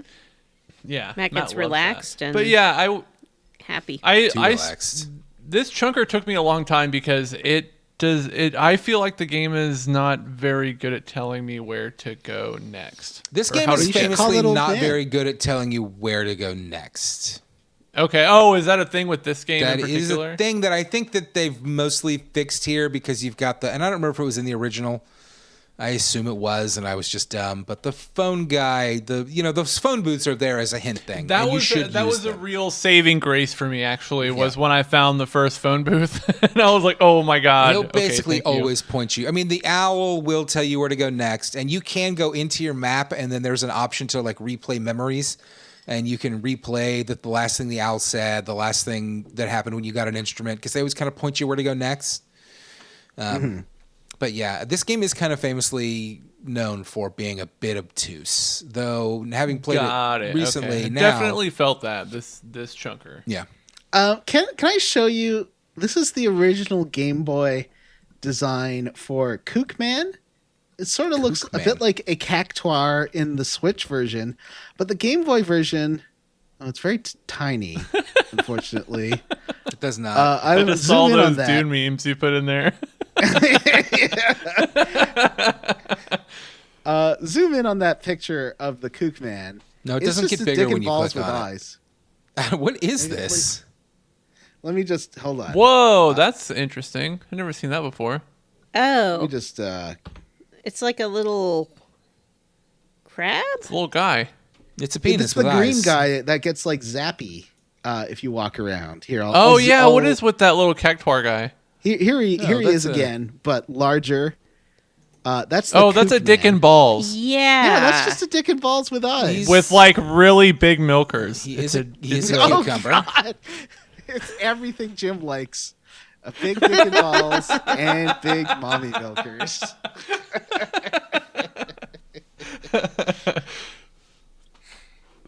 He's a little cucumber man. Do the movies feet. not get that Paul Atreides is bad in Dune? I thought the You movies don't did really a just get it fine job. until like the second half of the second movie. Well, yeah, that's always been the case. Like that's the end of But that's the how the book is too. yeah. Well, he At the doesn't end, you start realize bad. that is what's Yeah. so smart and like counter of the book is that at the end you realize, oh, he wasn't the hero. Because he has a hero's journey. So, like, you're trained to think that he's going to be good and the best. But then Yeah, in when he reality- fully, I think there's a big speech in the second movie where he fully leans into being like the Messiah, where he's like, "You've waited your whole lives for me." Yeah. Where it's like, oh, the maybe best part of that maybe movie. this guy kind of sucks. I love that part. I'm sorry, listeners. I apologize. Now we're talking about Dune. I love that part of the second It's my movie. fault, listeners. When he, Me too, it's awesome. The whole fucking time he's like quiet and soft spoken and like real reserved, and then he gets up on that stage and he's like, "I am your god." Timothy Chalamet fucking nailed that part of that. And like his voice gets, and it doesn't sound like, and like his voice is enhanced. He starts to project his voice, and it gets deeper when he does it, and he's speaking with like such authority in that scene. It's really, really good. The coolest thing Is to it me like about the when- movies was walking out of them. I saw them with my son, and walking out of them, and on the ride home, I asked him, like, so, what do you think? Like, was Paul the good guy? You know, like we got to have a good conversation. That is cool. That reminds me of that bit. I don't love the U.S. Office, but I thought that was a good episode where, what's the name of Rainn Wilson's character? Dwight. Yeah, Schrute. where Jim gives Dwight lessons on how to be a good speaker, and it's to like always slam your fist on the table and like make Yeah. aggressive arm motions, and everyone really liked it. Yeah, and he got it from like watching Hitler. Yeah, he speech. got it from Yeah, watching exactly. Hitler speeches. That was great. Anyway, But no, that is a really good scene. If you've never seen Dune 2, it's worth it. That scene. yeah, is, I real, need to real watch good. those. Like I like Denis Villeneuve. Like, Oh, have you not watched them? They are Yeah. fucking gorgeous. Like, even Yeah, if John, like that. This is the same guy who directed these, who did the Blade Runner, the last Yeah, Blade Denis Runner Villeneuve. movie. Denis Villeneuve, and like I said when I saw that one, that like I saw things in that movie I'd never seen like in a movie before, and that's what he does with Dune. Like, I've never seen that in a movie before. It's pretty cool. Like, go back and watch Incendie sometime. That is a great movie. What's it? What is it? It's the one about like the I don't know if she's Israeli mom or like Lebanese. I think Lebanese mom and her kids, like that story. It's an early film he did, and it's just one of the best movies I've ever seen. Oh, interesting. Okay. It's in French, but I think with subtitles. Oh, And, is he like? French? Yeah, he's from Quebec. Denis Villeneuve? Is he French? Denis Villeneuve. Denis. Okay, I always wondered how to pronounce his last name. He a Quebec guy like me. All right, so we go to the Bottle Grotto. Bottle Grotto. Yeah, you gotta eat the flowers in front to get through this, and he doesn't come in the dungeon with you, sadly, which is too bad because I love watching him eat up all the bad guys. So there's these shy guys in this, and I thought I assumed the puzzle was going to be way harder to get the key, where you had to get the shy guys to do mirror you and do certain things to solve this puzzle.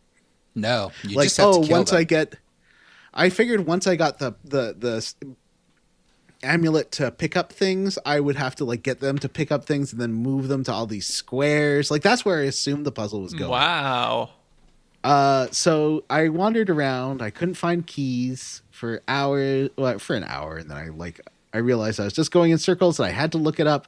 And what I was doing wrong was you got to kill the shy guys by getting them to face away from you, and then you do a little spinny attack, and they die. Yeah. Listen, it's a Zelda game, so if there's a hidden treasure chest you can't find, 9 times out of 10, the way to get it is to kill all the enemies in the room.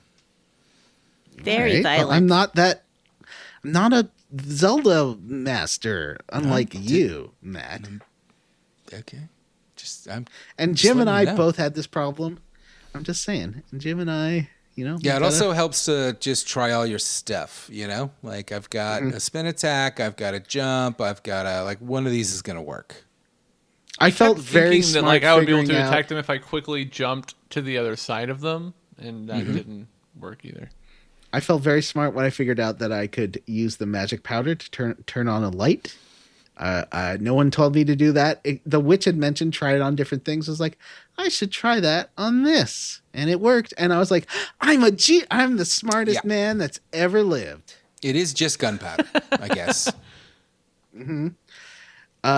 Finally, you're able to lift things up. That's all I've ever wanted in this game. I've been so sick of not being able to pick up pots and throw them. That is my favorite part in Zelda games, and they weren't letting me do it. They were edging me on pot throwing. Oh man, Finally. they were pot mogging you. You get the Yeah, they power were pot mogging bracelets. me hard. The mini boss is Hyrox, another beefy boy. I think it's the same sprite as the pig, just with a different face. And then you get to the big final Cyclops. boss here, who is a genie, and who is a clown genie, and he's- not a Johnny boyfriend Vanessa. Listen. How are you so bad at this? Yes, I took a screenshot of this guy and asked if he was a Johnny boyfriend, but let's break him down into his base elements.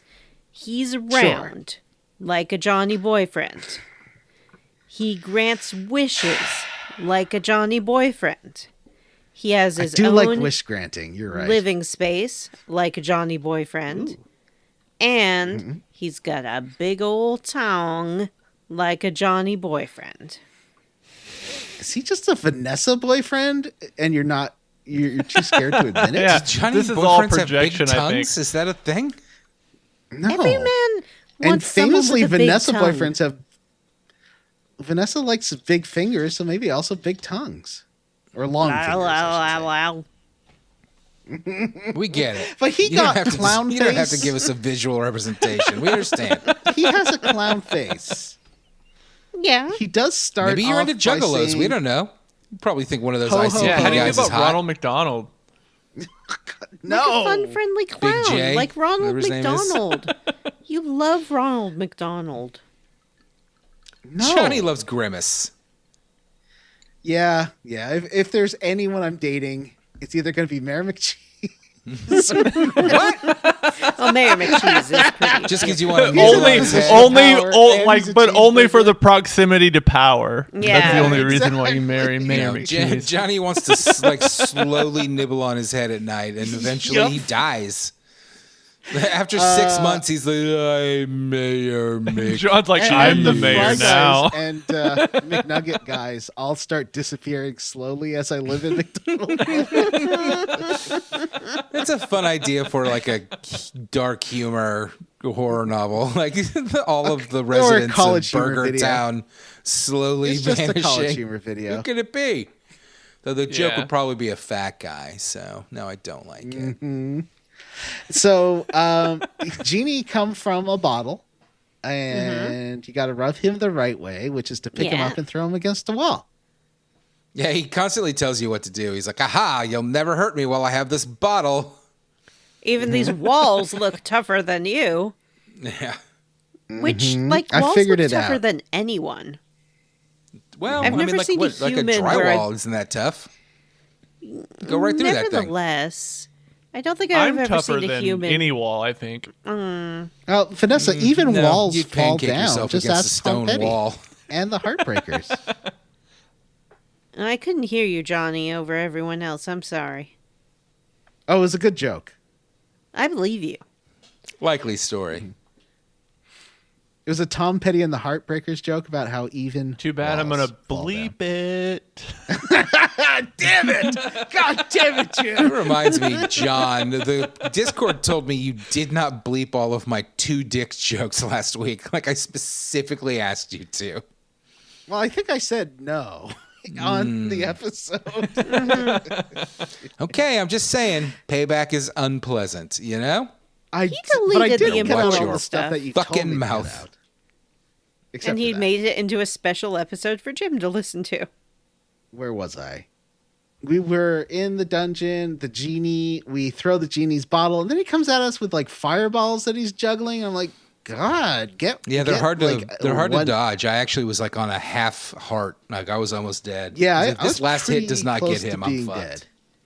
And I did die the first time. So These Zelda games have the same make problem them- that like a lot of classic RPGs do, where you start with so little health. I mean, Final Fantasy games have this problem. You start with so little health that like everything is gonna murder you. And then by the end of the game, you I'm have up to so much 8. health that it's like, yeah, I can tank a hit from God. Even now, I've got 8 hearts, and I feel like I'm immortal. Yeah, once you get a few hearts, you're good to go. Then you get bottles, and you Yeah. put fairies in them, and it's like, what's the point? All right, so you get the conch horn, which is great. And then if you talk to the guy on the phone, he's like, "Oh, you should go meet this man, Richard." And Richard is the hero of The Frog for Whom the Bell Tolls. What? Oh, that's Character. his deal. Yeah. Oh, the leaf guy? The guy with the 4 golden leaves. He's been locked out of his Yeah. castle. And he's like, "Hey, can you find me my 5 golden leaves?"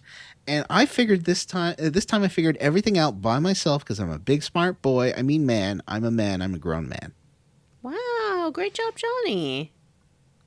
Yeah, good job, Johnny. You know you what? can get a an shovel achievement here. for that. Sorry? You got an achievement for that. Thank you. Yeah, we should give each other achievements when we do awesome things on the show. We should go like, bloop. We should. Oh, yeah, that's a great idea. I bought the super deluxe shovel for like 400 rupees. So did I. This is after Matt told me I should be buying things from the store when I said how upset I get when I open up a chest and it's just fucking rupees. I'm like, don't. And I send him the the gif of the chief from Brooklyn Nine-Nine saying, "Don't give me your garbage." Matt, you're muted. You can buy a bow at the shop eventually, and that is very handy. Why, I don't wish that need I'd money. had I don't even like it. I just want to throw it away. Get that. that sounds familiar. Vanessa changed her camera angle. Yeah, it's I don't weird. know because I'm why, leaving. But now she's clutching the microphone like a fucking... I'm leaving. I'm leaving. Don't look at me. Okay, bye. Bye. So I wish I'd had the shovel earlier because Bow Wow was like showing me places to dig. He's like, "Woof, you could dig here. Woof, woof." I don't have a shovel. How do I get It's him just- back? I want him to show me where to dig. It's just seashells. That's all it is. Yeah, but the dog shows you where to get seashells. Yeah, but once you get 15 seashells... Sorry. I was crunching ice. Once you get 15 seashells, you'll get a seashell sensor that will go ding anytime there's I a do seashell have one of around. those now. I do have that now. And then at that point, you So- just cut down all the grass, run into all the trees, and dig up all the grass until you find a fucking seashell. I went to the castle. I figured out how to get into the castle because I'm very smart. I'm super smart. Yep, you And went around then- the outside path until you saw the stairs leading down. And then I found the crow because the owl told me to like mess with the crow, and I killed the crow and got a leaf, and I killed some guys and got leaves. Gotta get What a those great leaves. dungeon. Why does this man need leaves? I guess we need to play The Frog for Whom the Bell Tolls next to find out why. All right, well, you heard it here first. Jim's pick has been overruled. We are playing the classic Game Boy game, The Frog for Whom the Bell Tolls, for which there is not a remake or a remaster. So we're just playing Yeah. a black and white game. What if Green- that And was like a what I fan was actually translation. planning on having us play, and It's now not. we can't play it because of Double Jeopardy? It's not. It's Oh no! because of Double Jeopardy. Yeah, that's how it works. So as a reward, Remember the he movie lets you Double walk Jeopardy where she around. kills her husband because she can't be found? Yeah, She and can't it's be... what's the Judd? But Is it's a it different Ashley murder. Judd or Winona? It's a different It was- murder. It is Ashley Judd. It's a different murder. Yeah. So Double Jeopardy does not apply. Yeah, I'm pretty It's sure. actually that... Judd and Bruce Greenwood. Oh, huh. So you find in his little farm path. I realize now I can get, now I have the long jump. I can get that heart. So I can go and get that heart piece that's in his farm area. Get it. Get that heart. Oh. But there's a owl statue that tells you to dig, and if you dig in front of the owl statue, you get the key to the next cavern. Hooray! And it looks like this is the little boss. What Little cavern slime is key. this? Key Cavern, your favorite one. Key Cavern. Yeah. Oh, I hated this one. I died a few times in this, actually. That's a bummer There's because so many if you keys. die, you don't get the best ending in the game. Oh, man. Oh no! Fuck. That's true. That's not a joke. Whoa. Oh, really? Did you die at all? I did. I died once early on, and I'm really mad about it. Wow. So there's many keys. There's so many keys. So many in this key keys. dungeon. I was like, why is this giving you so many keys? Though there are all these key blocks. I'm like, I guess I need all these keys. I left with an extra key. I have one more key than I need. So I got an extra key, too. I don't have This an one- extra key, and that means you did not open something. No, this one just has an extra key, I read. No, it does Yeah, I read not. it too. Yes, it does. Yes, it Yes, does. it does. Because if Does you kill the not. teleporting elephant thingies, you get a key that you technically do not need at that point. And then you get another key in like the next room or the one that's 2 rooms over. I do like killing those teleporting elephant thingies. Or well, I have the name of them here. Hold on. What are these guys called? Splarbo? Oh, Kirby's in this game? What? Splarbos. Oh no, you spoiled one of my favorite surprises for later in the game. Oh, sorry. That's right, Well, Kirby's Vanessa's in the not game, here. and you have to kill him Yay. with bombs. Oh, God, no. Why? Well, he drops a fairy, so it's worth it. Can't figure out which one, because I just have a list, but it's all the black and white enemies, so it's very hard Oh, to interesting. judge It which says ones- that there's an extra key because if you didn't, you can technically lock yourself out of having access to one room. Oh, interesting. I didn't have an extra key, so I guess I did it good and right, like a good boy. Yeah. Wait, is that what happened? You're a good boy? I don't think you're a good boy. I'm a I good boy. also know didn't about have an that. extra key. Are you? Because Matt's a good boy. Yeah. Trying to find the name of these teleporty guys. It doesn't really matter, does it? I Does used a lot it? of bombs on them before I got the dash and realized that was a more efficient way to kill them. Yeah, same here. Because they take 2 bombs, but 1 dash. I liked the bomb that turns like mad and like comes after you. That one was pretty funny. Yeah. I didn't know this. I learned today, somebody in the Discord mentioned that if you equip the bow and the bombs as your 2 items and you hit the buttons together, you will fire a bomb arrow. What? What? What? Huh. What? What? That's bonkers. I don't have the bow yet. I also got all the way to the Inconceivable. end of this game and realized that there was no boomerang in the game, which is a Zelda classic and surprising that there's not a boomerang in this game. And then when I was hunting seashells, I found a random boomerang. What? Wow. I mean, Did you get what? to use it as a weapon? Yes, and it stuns things, and it's What? really handy against like those mushrooms that fly around and drop bombs on you. And Oh, the man, I hate those guys. I couldn't Peakmen figure that out are how Yeah, to those electric, trick guys and guys. you can't suck. fucking hit them. But you really later on you can do it with the hook shot, and so I didn't really need it. But still, it's fun to have a boomerang. I like a boomerang. Yeah. That's Who cool. doesn't like having a beans. I want a boomerang? boomerang. Do good. It's on the beach. You just need a bomb. Oh, so the guys that you can run into, the weird little guys, are called Parod. Parod. They're like big round parrots, I guess. Okay. Okay. Anyway, so there is a sort of a mini boss. These Dodongo snakes, you feed them bombs. I enjoyed this. That was fun. Yeah, that's a And then classic there's- Zelda. That's a classic Zelda boss. Is something that you have to throw bombs in their face so they eat the bomb and then blow up. Sometimes they didn't want Then them. there's- Yeah. This Well, is yeah, one after of you those hit them Sometimes you things once, didn't where they keep their mouths shut for a minute. Where they're like, and if you put a bomb in front of Yeah. their face, they'll like shake their head at it. Yeah, I think it's it's really hilarious. cute. It's amazing. The When I first actual got real here- boss- Nope. when I first got to these mini bosses, I did not have enough bombs to complete it. Oh, no. And so I had to leave, which meant like you have to find a way out of the dungeon. There's a room that there's gives like a you little 10 shortcut bombs. you can take, but if you go, and it's only this one screen in this dungeon, but there's like 8 pots. You get at least 5 bombs from these 8 pots. Like there's so many bombs in these pots. Like, and you can carry a lot of bombs. So I got like 20. And you can upgrade them before as I went well. back and You finished can these upgrade your bosses. bomb bag as well. So eventually you can carry like 60. The Zelda games are great about like making sure that if you need an item somewhere near, that there's something that'll drop it, or pots that'll drop Yeah. them. That's nice, and that's really handy for health too, because it doesn't really want you to stay in super low health very long. So it just No, like it must starts not, because it dropping beeps hard. at you, and it's the most annoying sound on Yeah, the it planet is Earth. super annoying. I should make that my There's- fucking alarm in the mornings, because it would wake me up in a minute. Fucking beep, beep, fuck. You should get an Alarmo. I think you're the only That's person what I in the use. world who has an Alarmo, Johnny.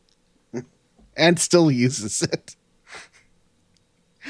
So the actual real boss was the Slime Eye, which like starts off as these 2 conjoined slimes, and then you can use the L button to slice them apart, and then Use the dash, which is the L button. But yes, you hit them until they like spread apart, and then you dash between them to separate them into 2. It's fun. I think it's a fun little mechanic. yeah. So I like you I like guys this boss got a this lot. without having to look up a guide. Not me. You just Yeah. knew to do this. Yeah, I figured Well, it so out. Jim, and this is, this is not a criticism, because apparently I can't fucking say anything this tonight without being criticized, without people saying I'm criticizing them.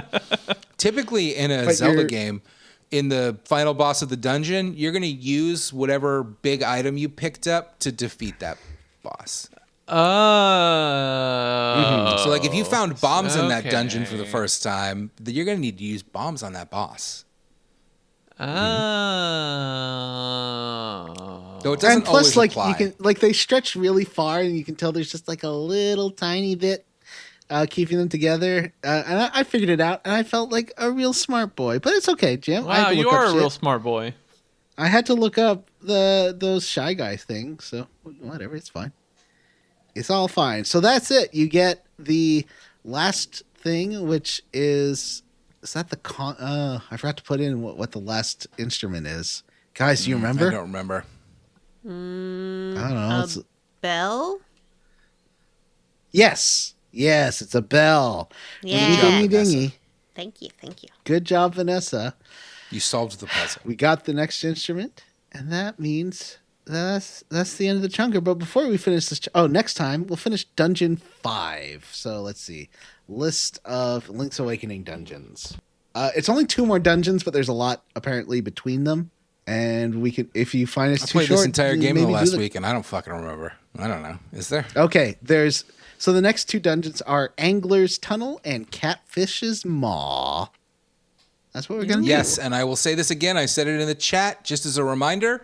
Once you finish the Catfish's Maw, go left from the entrance and go into the cave that has the little fishies carved into the rocks around it, and you will get a teleport spell, basically. Oh, cool. That'll make moving around a lot easier. It will. That does sound good. But before we get out of the quest log totally, let's move over to Vanessa's bullshit minigame corner. Ooh-hoo. Let's do it. There's 3 things I love in life. I love the UK-based television franchise Taskmaster. I love being proven right when people thought I was wrong and doing my vindication dance and song. And I love a claw machine game. And Wow. this So you week, don't love your mother or your cats? well, I said, Or this podcast. Or this podcast? well, I said things, not people. And my mother and cats is people. And the podcast, that's not tangible. I can't pick that up. So I said what I said, and I stand by it. And this week I got to play a claw machine game in Zelda. This feller's running a claw arcade. They call it like fun game or classic game. What do they call it? They call Popular it game? trendy. Trendy game. Oh. It's very trendy to play a claw machine game. I started this trend myself. And well, that's actually true. During lockdown, I started playing these like virtual claw machine games. I've talked about it on the show before. Y'all remember when We I sure was into have. those? I do. I do. That's why I thought you would love. There's going to be a game you absolutely loved. And there is. And yeah, with this claw machine game, you can get money or like an extra shield and things like that. But you can also get objects that you can use to trade and swap to make friends with. And I also love trading and swapping things to make friends. In this first trade swap, what do you get first? You get like a doll, a Yoshi doll. Yoshi doll. That this Yeah, woman Yoshi wants doll. for her You get baby. the Yoshi doll from the claw machine. That's Yeah, right. get the Yoshi doll from the claw machine. She gives you a bow in return. You give the bow to the little Goomba that loves accessories. Little Goomba. No, you give it to the lady that has the baby chain chomp. Yeah, I'm sorry, the chain so that chomp, she can- not the Goomba. She put it Chain on her chomp wears the little bow. Bow Wow. Bow Wow's daughter. You get a can of dog food. You give it to this insane crocodile that lives in a hut on a beach. And that It crocodile loves gives canned you... food. Yep, loves canned food. That gives you bananas, which you can then give to a monkey, which builds you a bridge. Yeah. Annoying. Yeah, Fun. it continues on throughout the game, and you should do it. I think you have to do it, so keep doing it. I could be wrong, but I think you have to. This time you had to do it. You had to do this part. Yeah. I think that you have to do Yeah. it to access the 7th dungeon. But I might be wrong about that. That's all fun and good, but what about that claw machine? You can get heart pieces, you can get seashells, you can get rupees, which makes it pay for itself. I found it easy to get the Yoshi. The smaller items are a little harder to get. You might have to do 1 or 2 tries to get them. I think the best technique I've found is to try to get 2 small items together or like close to each other, and then you can scoop them both up at the same time. I knocked one thing down. I think it was the Yoshi doll into the space with the moving panels, and that was really frustrating. Oh, but I no. got it. I was trying to get there's 2 seashells you can get here. One is like the last kind of major Wait. item you can get. What happened to your and- head? Haley kissed Yeah, him. did you get like bit by something? No, it's lipstick. Oh. Oh. Haley it's gave him a lipstick. little kiss, and now he has a cutie mark on the side of his head. Oh my god. I didn't know it was there. I thought it was like swollen and you got like bit by a Yeah. spider or something. That has like a cartoon looking lipstick kiss Yeah. on his head. It's Yeah, It's one of It's Haley's favorite things to do adorable. is put on lipstick and It is give adorable. me a big old kiss on my bald head. Oh, that's going bright pink. I've never Um, seen that blush before. That's the alcohol. So Oh, okay. I think he's was trying to get delighted the with his cutie mark. I was trying to get the last You should be. seashell from the crane game, and it took me like 10 tries. I knocked it off of the moving platform, and then it kept getting scooped back up, and then I like dropped it multiple times. It slipped out right before the conveyor belt to bring it to you. It drove me crazy. I'm fact, I happy to took hear a that in some ways because I picture was of it. worried that you were going to mock me for not getting them all at the like first try, and be like, "Oh, it's really easy. Just get them." No, definitely this early portion of the game, I got them all on the first try. It was super easy. Oh my god! Super duper fucking easy. I like to go to the side and then forward, bathroom. rather than forward and then to the side. I didn't realize that it allowed you to do that. I thought that it only let you go forward first. I guess I just never tried it. Yeah, not if you got the cool hacks and tech like I do. There. I sent a picture of where the seashell ended up multiple times, and it drove me fucking crazy. All right, some cool silence on the show. Let's all just We're take a all moment, waiting take a to look breath. at this picture of the seashell. Oh, I see it. It's It was on that platform in the back, and then it was there, and it took me like 10 tries. I found that I wasted a few rupees. You get so trying many to figure this claw fucking game out. rupees. I had over 2,000 rupees at one point, and that was after I spent 1,000 rupees on the fucking bow.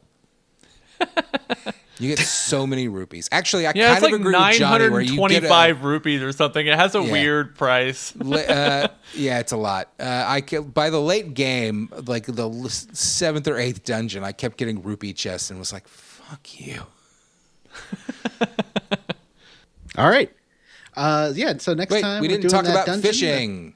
Oh yeah, that's Well, next another time. mini game. Well, let's save it. Save it for next time, Vanessa. That's a good You got idea. 4 episodes. We don't want to blow already our load done- in one episode. But I got such a big Okay, lunker. we don't have to be foul. What's foul about that? It's common lingo. I can't believe Vanessa's using such disgusting language on our lovely, straight-laced, totally normal podcast that's not horny and weird at all. Get No, your it's a mind out of family the show. gutter, dude. All. Yeah, it's a family show. All right. So, Vanessa, Assuming what are your you squarely family's all against? freaks. What Oh, I are think you we got an squarely email. against, Vanessa? Or we're going to do squarely against first. Oh, That's fine. squarely against. What am I squarely against? I'm still squarely Your against mom and your cats, apparently. Link and his silent treatment of the world and refusing to engage in conversation or dialogue. I don't think it's Yeah. cool. I don't think it's mysterious. I don't think it's fun. I think it's just him being a little pill, and I don't like it. You're supposed to. They do that because you're supposed to. It's like a self-insert. So like you're supposed to say what I you tried wanna that say. once, but I'm not that flexible.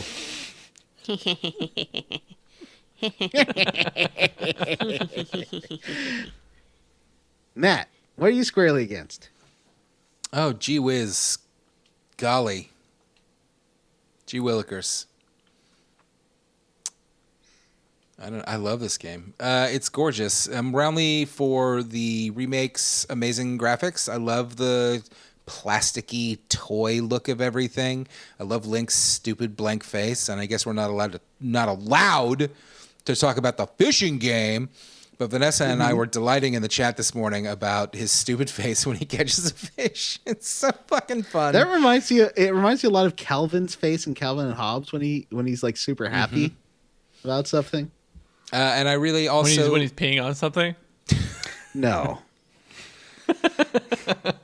That is him like scheming. He's not even peeing in the original comic that frame is taken from. He's like going like he's obviously not peeing. Oh, that pisses me and Bill Watterson off so much.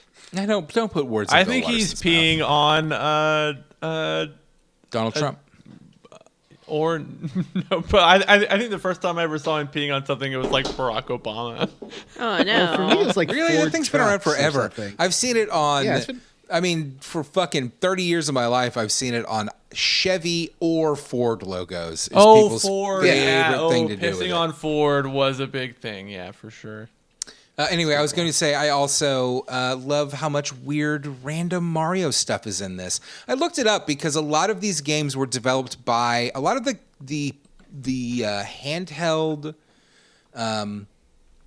handheld, Zelda games were not developed by Nintendo, but were instead developed by another developer who. So this is interesting. And I'm trying to pull it up. I don't know if you can tell on Wikipedia real quick because I can't remember the name. Come on. There we go. Several of the handheld Zelda games were developed by Flagship. And Flagship was a Japanese independent video game developer that was funded by Capcom, Nintendo, and Sega. And they Is made... Sonic in this game? Great question. Sonic is not in this game. No. Bummer. They had a hand in games like Resident Evil 2, Dino Crisis 2, a bunch of Resident Evil games, the actual GBA ports of Legend of Zelda: Link to the Past, and that weird Four Swords game, the Oracle of Seasons and Oracle of Ages game, Legend of Zelda: The Minish Cap, and a bunch of other stuff. And I don't know why that's a thing.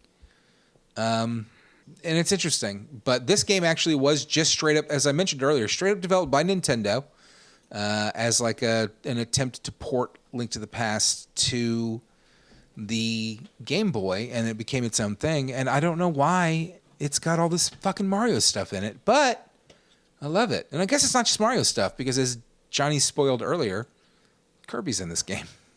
What? Sorry, I looked it up. That's my fault. All right, Jim, what are you squarely against?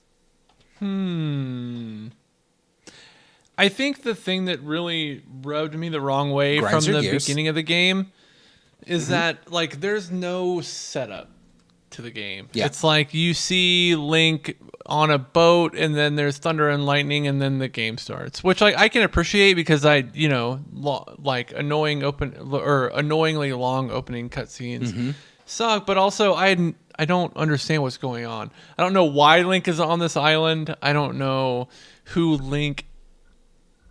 Like, why should I care about Link as a character? There's just not a lot of setup happening. Yeah, you're not wrong. What's going on?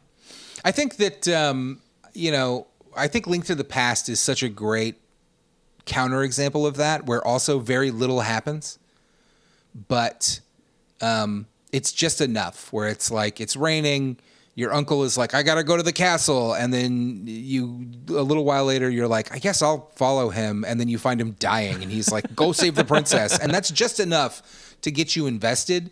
And this game really does. Yeah. It's just kind of nothing. Like, you just kind of like wake up in a bed, and they're like, okay, go on an adventure, get the windfish, and you're kind of like, Here's your okay. sword and Yeah. your shield. Go ahead. They're basically saying, like, you know what a Zelda game is, right? Go do that. Yeah, not a great entry level Zelda game. No, you're 100% right. Vanessa, what are you squarely against? I already said. She's already gone. Oh, John, what I are you am squarely roundly against? for the Bow Wow eating all the enemies. It's hilarious and adorable. It's great. You wish you could have All him right, the and whole that's- time and just fucking. I know. I was so sad when I had to give him back. Oh yeah, I wish you could like rent him or something. Just like borrow the dog to go for a walk. Yeah. Yeah. All right. So how about we level up? And Jim, why don't you start us? Sure. I saw a movie called Undertone, and Undertone is a very buzzy, like, independent horror film that was scooped up by A24. It was rumored to have, like, really scary audio. It did a lot of really interesting things with audio that were supposedly very scary, and that's how they marketed it. In fact, I think the poster has a quote from probably someone on TikTok that says, "The scariest movie you'll ever hear." Whoa. And so I was like, wow, this movie's going to be great. And boy, was it stupid. What a stupid movie. What a waste of time to go to the theater to see that movie. Your brain wasn't scared, but were your ears scared? Well, it actually did have really good audio. Like, I paid a little bit extra to go see it in, like, that Dolby, like that special Dolby thing. Yeah. And most the movies I go audio to, I was see really in the Dolby theater. Yeah, the audio was really good, but the things they were saying that they wanted to be scary sounded stupid. Like, they sounded stupid. And every time the movie made a reveal about, oh my gosh, this means that, it sounded stupid. It didn't sound threatening or scary. And another thing, and this is just a symptom of doing this podcast for so long, but the protagonist of the movie, and I guess the secondary protagonist who you only hear through audio, they're podcasters, and they're doing a podcast on, like, spooky sounds and spooky audio. And you famously And- think podcasters are fucking losers and you hate them. But no, it wasn't that. It was like they're like, okay, in like the opening scene of the movie, they're like, okay, we're gonna sit down and we're going to record this next episode of our podcast. And they're like, we have this spooky audio thing, and they listen to a thing. This is probably 10 minutes of the movie at the most, and they're like, wow, I guess we'll pick this up in a couple days. And then a couple days later, they go like, okay, time to finish this episode. And then they record another 12 minutes of a podcast, and then they're like, okay, let's pick this up in a couple days. And they're very explicit. This is a weekly podcast. How do they ever get an episode out? These episodes must be little tiny chunks of what you would think a regular episode would be. This sounds like the worst podcast in the world. And they're also like doing characters on the podcast, which is just kind of, I don't know, makes me cringe a little bit. Not a very accurate representation of what it is to be a podcaster. I don't know. Maybe we can learn Mm-hmm. something from it. Maybe instead of recording these one chunker at a time, we should record 15 minutes a day every day. That's a Oh, great that sounds idea. great. One thing that I did relate to though is one host was, I think, like presumably in the Midwest somewhere, and the other host, it says, is in London. And so one person is recording really early in the morning, and one person is recording like at at 7 in the morning. Mm-hmm. And I was like, I can relate to that, where sometimes it feels like you're recording really late or really early. Mm-hmm. We've definitely done that. Absolutely. But yeah, otherwise, this movie, not scary. And every time it said the villain's name, I wanted to laugh out loud because it sounds fucking stupid. What is the villain's name? It's like Abuzu or something like Abizu. Because Amanda and one of my other level ups, I just moved into a new house. Every time like Amanda goes to a part of the house or I'll go to a part of the house, we'll say to each other, watch out for Abizu. And then in the movie, it's a spooky thing when they say things backwards. So there's a thing in the movie that keeps repeating where it says come in Abizu, but they say it backwards. And when they say it backwards, it sounds fucking stupid. It sounds stupid. And they do it constantly. And yeah, not great. John, how did you level up? I leveled up by I drove down some more lumber roads, forest access roads, and had more fun doing that. It's very active. Like, it's kind of exhausting. Like, the longer you do it, because you have to like dodge all these super huge potholes and stuff in the dirt roads. But it's pretty cool. I also have been watching Night Court, but I got to a section of Night Court where it was 2 kid episodes in a row. The Computer Kid is the name of one episode. The next episode was Bull's Kid. Or Bull Gets a Kid is the next one. I don't know if you ever seen Night Court. Never. I know. loved I've Night never Court. seen an episode, but I know of Night Court. I loved it when I was like a kid and would catch like reruns or whatever, like daytime TV, stay home from school sick. But I tried to watch it recently and didn't make it through the first season. I don't know. I would say skip the first season. It's not very good. Kind of felt like it had not found its footing Like, yet. they don't even get the full cast until the 3rd season. It's pretty wild. Like, Marky Post and Roz don't show up until, I think, the end of 2nd season or 3rd. I mean, Selma's great, but she dies of lung cancer, I believe. She's Jesus. always smoking on the show, too. I mean, the actress did. She was a very old lady. Anyway, and this just brought a flashback of a thing about me as a kid that I want you all to like give me a little therapy session here. What does this mean? I was a child and I loved Night Court. It was like my favorite show to watch. But anytime the episode was focused on a child, which happens like a couple of times a season, I was so mad. I felt like, here's my time. I get to watch Night Court and it's an episode about a kid. I'd be furious about it, and I can't figure out why. Why do you think that? Like why did I hate? Yeah, I felt. Did you cheated. feel like it was hated talking kid. down to you? Yeah, I think that's part of it. Like, I hated how the kids were written, and I didn't like the child actors, and I didn't like how everyone like. Well, acted did it also like? towards the- Did watching Night Court make you feel like you were watching a grown-up show? And then yeah, when you I saw think that's them, part like, of it too. yeah. And then when you saw a kid, you're like, oh man, like I'm watching a show about grown-ups doing legal stuff. Or did you wish Yeah. that you could be the little kid on Night Court? Was it like, Maybe I that's want to part do of my it. self-insert fantasy is about being the only most special kid in the Night Court? This isn't going to be Yeah, a and I very had to good watch these- therapy session if you just agree with everything we say. Maybe it's all the things. So Yeah. Maybe it is all the things. I'm all the things. John, do you even really like Night Court? Or do you just wish you were a close-up magician? Yeah, or do you just want to be in the Night Or Court? did you just want to bang bull? I did have. Was he the But it bailiff? was like a kid. I had Yeah. a kid crush on Bull. Like, it was a kid crush thing. Like, I didn't understand my why he was my favorite character, but also because he was a big goof. Like, he was big and tough looking, but he was super sweet. Who was the judge in Night Court? Dana Harry Carvey. Anderson. Who? Oh, Dana Harry, Carvey. Harry I feel Anderson. like He's I that guy who would- always do close up magic. I've always He felt started like I as would a like con Night Court, artist. but I've just never seen it. Yeah, Vanessa, assumed that you and I both watched that show, but it was Matt and I. It wasn't you. I'm too it turns little. out. Sure. Oh, You're older than I am.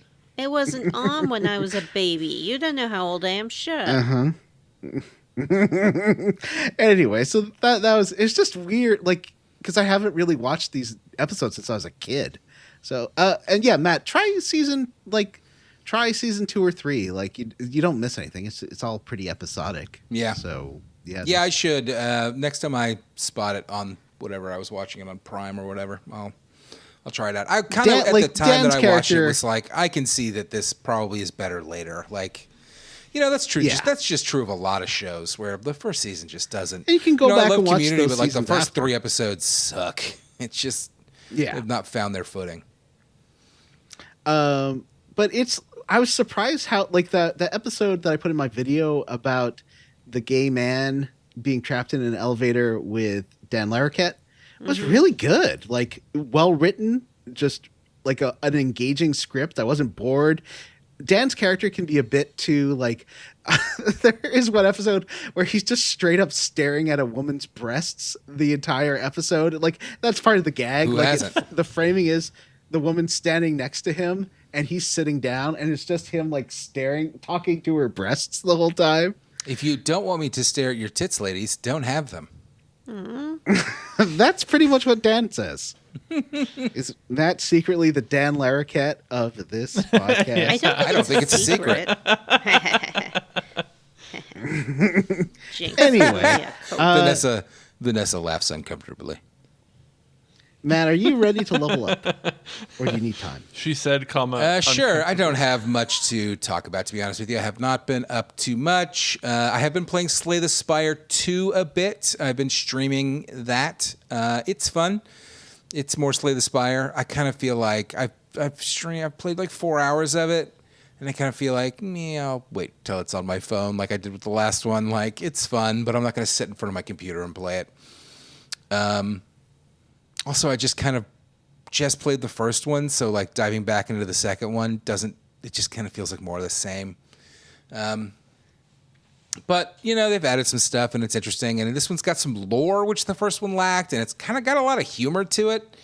It's good, for sure. If you like Slay the Spire, you're going to like Slay the Spire 2. And I am still reading King's Sorrow, which I talked about last week. Last week I was about a quarter of the way through it. Every time we get to the level up segment, I have the hiccups. Every week. I swear to God.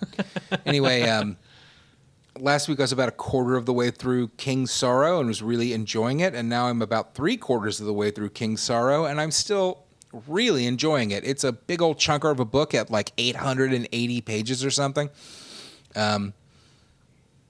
I don't know how it's going to turn out. Like, you got to hesitate to like give something like a full recommendation until you finished it. because God knows writers can drop the ball at the end. But 3/4 of the way through, I am still super into this book. I kind of can't put it down. It's phenomenal. Book of the year for me so far. We'll see. And honestly, that's kind of it. Vanessa, how did you level up? Yo, what's up? I watched a movie called Begonia. This movie stars Jesse Plemons and Emma Stone. Emma Stone was nominated for a Best Actress Oscar for her performance in it. Jesse Plemons was not nominated, and many people feel that it was the snub of the year, that he wasn't recognized for his performance in this movie. I liked this movie very much. It's a remake of a South Korean film, and called Save Our Green Planet. I think I'm getting that right. Sorry, I'm doing it from memory. I didn't write notes. And it's about a conspiracy theorist-minded guy, played by Jesse Plemons, who decides that Emma Stone, who is a CEO of a company, is an alien, and he kidnaps her along with his cousin and holds her in his basement to try to get her to take him to her mothership, which is going to approach Earth on the upcoming lunar eclipse.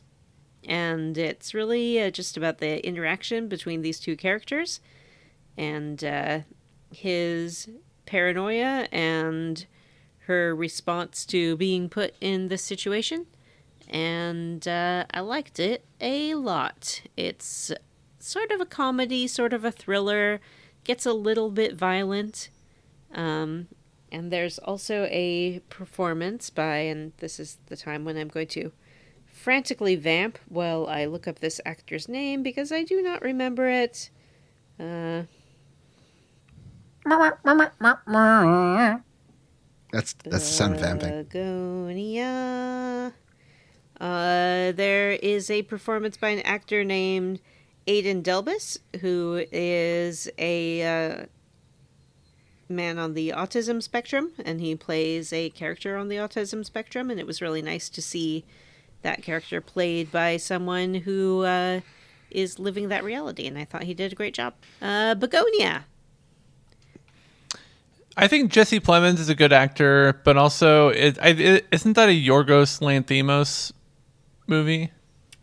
Is it a That's the guy who directed it, I believe. Lanthimos movie? Who's Yorgos Interesting Lanthimos? question. Yorgos director. Lanthimos has done. I'm pretty sure he did Begonia. He did. Have you ever seen Dogtooth? And Dogtooth and Poor He did Things. The Lobster. He did I have Dogtooth and watched The Poor Lobster on a Things. date, but we got kind of bored. Yeah, it's just one of those directors that I don't click with. And like I watched Dogtooth and it was actually kind of disturbed by it, which I think was one of the point, but it just never whenever I see one of his movies I'm like, oh, maybe that's just probably not going to be Yeah, my thing. I didn't like Poor Things, and so I was surprised, I guess, that I liked this movie. I was just interested in the premise of it, and I would say like it's a little bit it's not as fantastical as like Poor Things is, because it's set in the real world, such as it is, and it's a little bit heavy in how it's filmed, but I think you would actually like it, Jim. It's more of a I've kind of wanted to check it out. I love Jesse Plemons. Like I think ever since Friday Night Lights, which I famously love. But he's a good actor. Yeah. Like he's good in everything he's in. And it's really a Jesse Plemons movie. Like it's his film, I would say, even Okay. more than Emma Stone. I love Emma well, Stone. that is kind of a bummer that he didn't get nominated then, because Yeah. he's great. Emma Stone is one of those actresses that, like, actors, I should say, in general, where I've just seen them in enough good stuff that I just like them. Even when they're in something bad, I'm like, yeah, I still liked it. Yeah, I think I first saw her in Easy A, as many people did, and just thought that she was totally charming and likable. Easy A is such a good movie. It Yeah, is. And I also watched the Academy Awards. And Ooh, all the glitz and glamour. all the glitz and glamour, all the stars were there. I wasn't the there, sky so was all the black stars at weren't night, there. because all the stars were at the Oscars. I thought it was a pretty good Oscars, actually. It had its moments of like cutting people off inappropriately and things like that, but overall, I thought the production was nice. I thought Conan did a good job. I was delighted by some of the wins. I'll give a special shout out to Best Supporting Actress, our own Amy Madigan. Jim, what do you think about that? That is pretty exciting. It's cool to see horror do so well at the Academy Awards. Yeah, and she was so fantastic in that. And Yeah, she was amazing in that movie. I love that they decided to recognize that performance.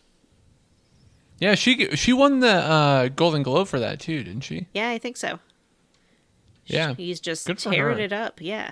Good for And it was Amy. it's not like a big flashy role, you know what I mean? Like she never gets like an angry or monologue or anything. She's just so threatening and just plays that so well.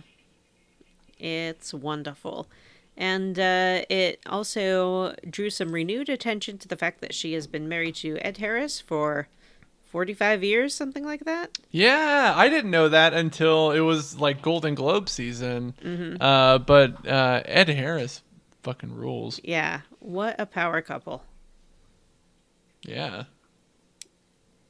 And those are my 2 level ups. Who hasn't gone? Everyone is gone.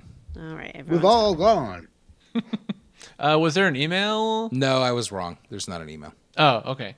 No emails this week. But I will remind everyone that we do have a Patreon. Patreon.com/SquaresPodcast. It's where you can find all of our great bonus content. This month we're playing, is it Earth Must Die? Yes. Has anybody started that? Anybody? I've not. I got to get on it this weekend. Get on Yeah, it me this too. weekend, and we'll record it the weekend next. Yeah, so this month we will be playing Earth Must Die. What did we do last month?